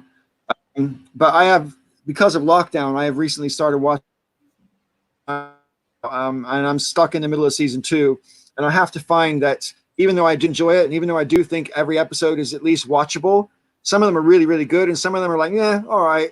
I don't feel like I just killed myself for 45 minutes. I didn't have to watch that episode, that kind of thing. Yeah. But I'm assured that it gets better as I go on, so I'm going to keep doing it. That I really, really have to be in a Deep Space Nine kind of mood, which is not the way I feel about Next Generation or Voyager. Yeah, I mean, okay, Deep Space Nine isn't a horrible premise, but so many of the characters are so just freaking annoying that I don't want to watch it. That's the thing. Right. Like, I could do without the Ferengi completely. They all have like really annoying voices, and almost all of them are real idiots. How did they ever get into space being like that? And it's just that they're just the most obnoxious characters there are. There's like one or two Ferengi worth watching, and the rest, ugh. But it wouldn't take much to change them to be palatable. Just make them less comic reliefy. That's all. Yeah. You know. Yeah. I could definitely do without the Cardassians. Although, what's the one? I think his name is Garrick is okay, but the rest of them, oh, so annoying. Yeah. And again, I could point at a lot of the Klingons. Can't stand the Klingons. They're way too uptight. You know, way too uptight. They really seriously are. Like, okay, you know how they're always doing that? It's a good day to die thing where they're like, oh, we're going to go into battle and this, that, and the other thing. And before I go into battle, I have to conduct the magical ritual of this, that, or the other thing to prepare myself. And so what I would love to see is these warrior aliens where the night before battle, they have a big old drunken piss up. Like it's going to battle with Vikings or Yeah. you look at like an Irish wake or something where Right. drunk off their asses and have a good time, eat, drink, and be merry, for tomorrow we die kind of stuff, instead of I have to meditate and have this ritual of something with an apostrophe in it before I go out to battle. I think that'd be a lot more interesting, Sure. You bring me on to something that when we were talking about Star Wars earlier, one of my favorite things about Star Wars, because you were saying about how the Ferengi are such a sort of like undeveloped, cultured race almost, I guess, that it doesn't make sense that they would have got out into space. Well, when you go over to a galaxy far, far away, I think one of the brilliant premises of Star Wars is that because of hyperspace travel, virtually the whole galaxy has been spacefaring since nobody knows. People, and that's why you've got aliens who are of different levels of evolution. Some of them can barely speak, even like maybe a Wookiee, say, or what's that one in the pod race that to kill Anakin? That little guy that walks on his hands, whatever he is. Sebulba. That's. I mean, you can get, I think, aliens that are smart enough, maybe to say, for example, drive a spaceship and talk, but not smart enough to consider the deep philosophical meanings of the universe and life itself, or come up with any scientific discoveries. That kind of smart. They're not that kind of smart, but they're smart enough to do, but they're not smart enough to make. Because I think if you're if you're just farming out and you're discovering all these, you're gonna come across intelligent beings, but some of them aren't going to be as intelligent as you, and many of them are going to be more intelligent than you.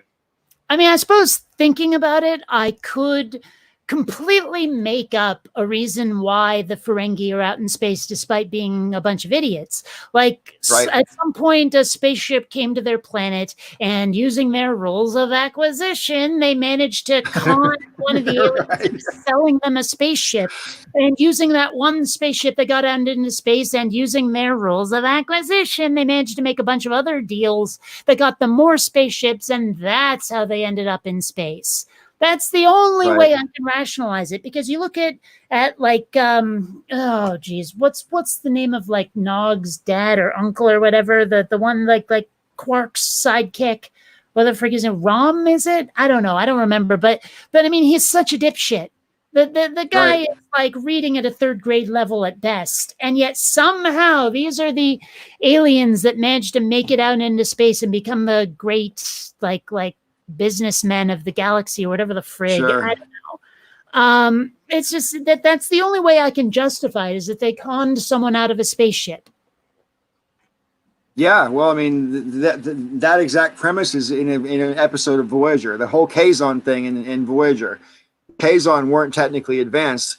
They were an oppressed people on a planet that had concurrent evolution, and they were oppressed. They were the minority race. And in the timeline, in the arc of the story, 26 years before Voyager ever got there, they revolted and took over all the spaceships and took over the whole society and everything. And that's how come you've got these. The Kazon are ridiculous. They were clearly just meant to be sort of like the Klingons, but not the Klingons.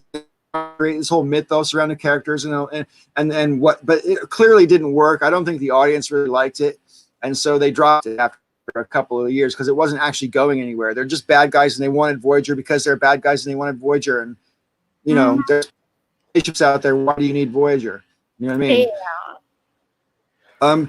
That's another thing. Like in Star Trek, whenever an alien says anything about their honor, I roll my eyes. Because like so often there's this whole honor thing where it's like that we could easily solve this problem if you didn't have a bug up your butt about your honor.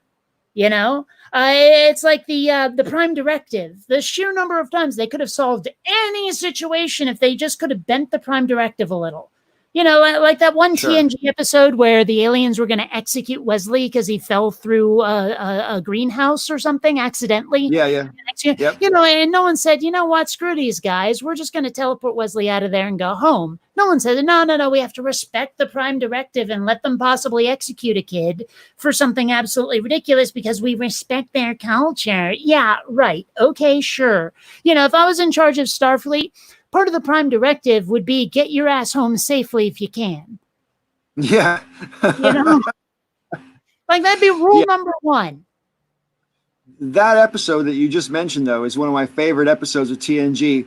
Not because, in spite of the issue that you just mentioned, because I think that episode of TNG really asked the question. I mean, because if you contemplate it, it's like if you say that the law is sacrosanct, that we want to, the goal of laws in the first place is to keep us all safe and healthy, right? And so all of our laws are equally bad. If the laws are equal and it's equally bad to break any law, it would make sense that you would only have one punishment to break any law. But I mean, because like that's the thing. If you did indeed, like in the premise of that movie, that episode, if you knew you were going to get that, you knew it wasn't a matter of if you knew, because there's this great thing in the sky which is watching. If you knew for sure that parking your car in two parking spaces was going to get you killed, or cutting down the branches off your neighbor's tree without asking him, or some stupid shit like that was going to get you killed, right? Would you still break the law? If you knew, you're not taking a chance at getting killed. You know, if you break the law, you're gonna die. Would the death penalty therefore make sense? I would have to say no. Of course it wouldn't, because I like the idea of proportional justice. Let the punishment fit the crime, that kind of thing. I mean, just because. And then there's the whole problem of letter of the law versus the spirit of the law. Sure. I mean, how many times can which is what they have? That's ultimately how they resolve that episode. Is that the laws aren't actually. That's Picard gives a speech at the end. He says, "Look, if your laws are so inflexible that there can be no exceptions, that's not law. That's tyranny." Well, I mean that's probably one of the reasons why I've had problems enjoying Star Trek at times, is because the moral of the story is something I already knew, and right. You're going to spend 40 minutes getting everyone else there. I'm bored. It was kind of like when I was explaining to someone that I thought Blade Runner was kind of a dull movie.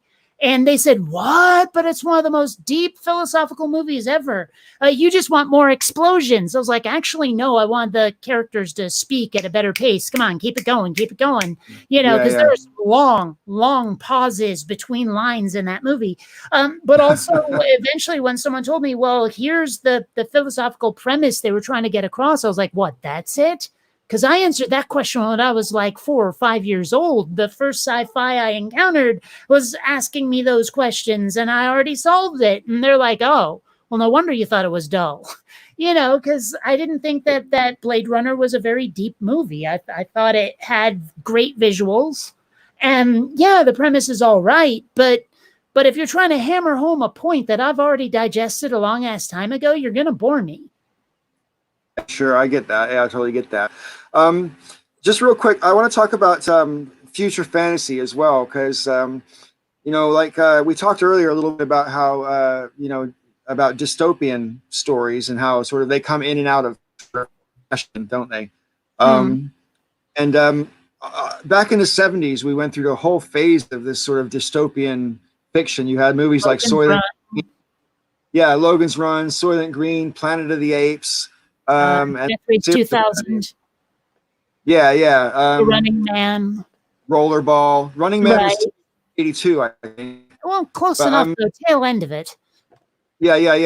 TH138. Yeah, so all these sort of really sort of dystopian visions of the future, and I don't know. I find it interesting how these things come and go in and out of flavor. Dystopian stuff, for example, was nowhere near anybody's mind in the 80s. You probably sell it in the 80s because everything was like uplifting and, you know, ambitious and looking forward to the future. And that was the whole vibe of the decade. Which is why And I say it was great to be a kid then. I'm sure it must have been. Yeah.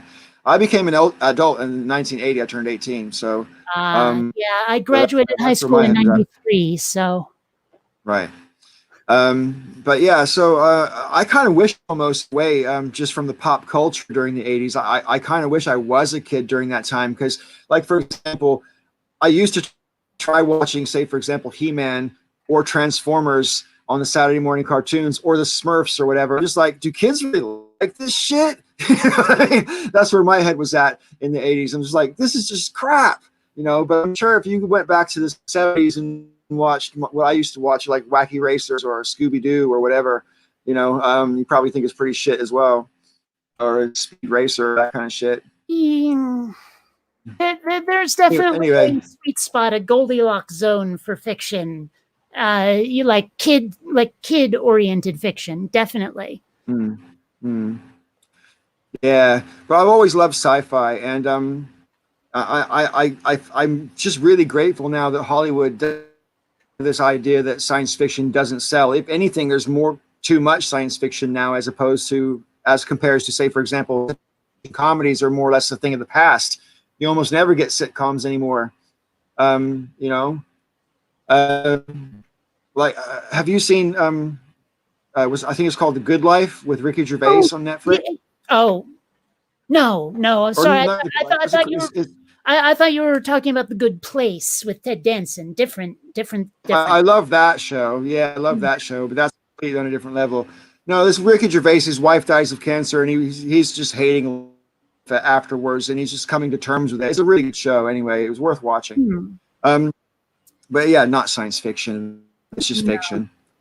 But yeah, speaking of The Good Place, I wouldn't necessarily call that science fiction, but I really like I like where it went. I haven't found seen season 4 yet. It's not so out. many times. See, season 4 is not out streaming or on disc yet, so I haven't seen the end of it. Oh, I've seen it. It's on Netflix. Not here. It's not. It's. I mean, wow. the show is on Netflix. At least I think it's Netflix. Might be Hulu. I'll have to look. But season 3 is where it cuts off. We don't get season 4 yet. Oh wow. Yeah. So I'm pretty sure I've got. that's I'm gonna mildly have to look now. frustrating. Yeah, actually, I'll look at my phone. Yeah, I'm pretty sure we got season 4, but I could be wrong. Well, I think it aired on television, but it's not streaming. Well, yeah, I don't have a TV. I'm just gonna look. Maybe it was season 3. I'll come to, but I thought I saw the whole time all the way to the end because I'm pretty sure it ends with the last episode I saw. I'm pretty sure it's the end. I'm looking at it right here on Netflix right now, and it only goes up to season 3. Okay, let's find it. But it really fun show. I really enjoy it. I do too. I find it actually makes me laugh out loud, which is pretty rare. You know, I tend to be pretty chill. It says 4 on my phone. Can you see that? No, but that's because you're jerking all over the place. No, I don't. Oh yeah, I see. It says 4 seasons right there, but it doesn't. Yeah. It's not 3 seasons here, which is frustrating. But I did put the box set on my Amazon wish list. Hint, hint. And but it's not, but the thing is, it's not out yet either. The box set. Oh wait, no, I take that back. Oh no, I retake it. Take it back. It comes out on May 19th. So that's like the complete series. Season 4, I don't think is on disc either. Not sure. I just know that I do not currently have access to it. Fair enough. Well, I won't give you any spoilers then. Listen, I'm going to get off now, I suppose, because it's been over 2 hours, and I'm going to be doing another club stream with the group of people, which obviously you're more than welcome to join if you still want to come back and do that again and talk politics and all that kind of good stuff. But I really enjoyed our conversation. It's always nice getting to know you better because we've been acquainted for such a long time, and I've really enjoyed the conversation. I hope the viewers have enjoyed it as well. So thanks, Piston Avatar Guy, Marcus, Green, Deep Ashtray, if you're still there, and anybody else who came in, and to anybody who watches subsequently. Peace and joy. Have a good night. And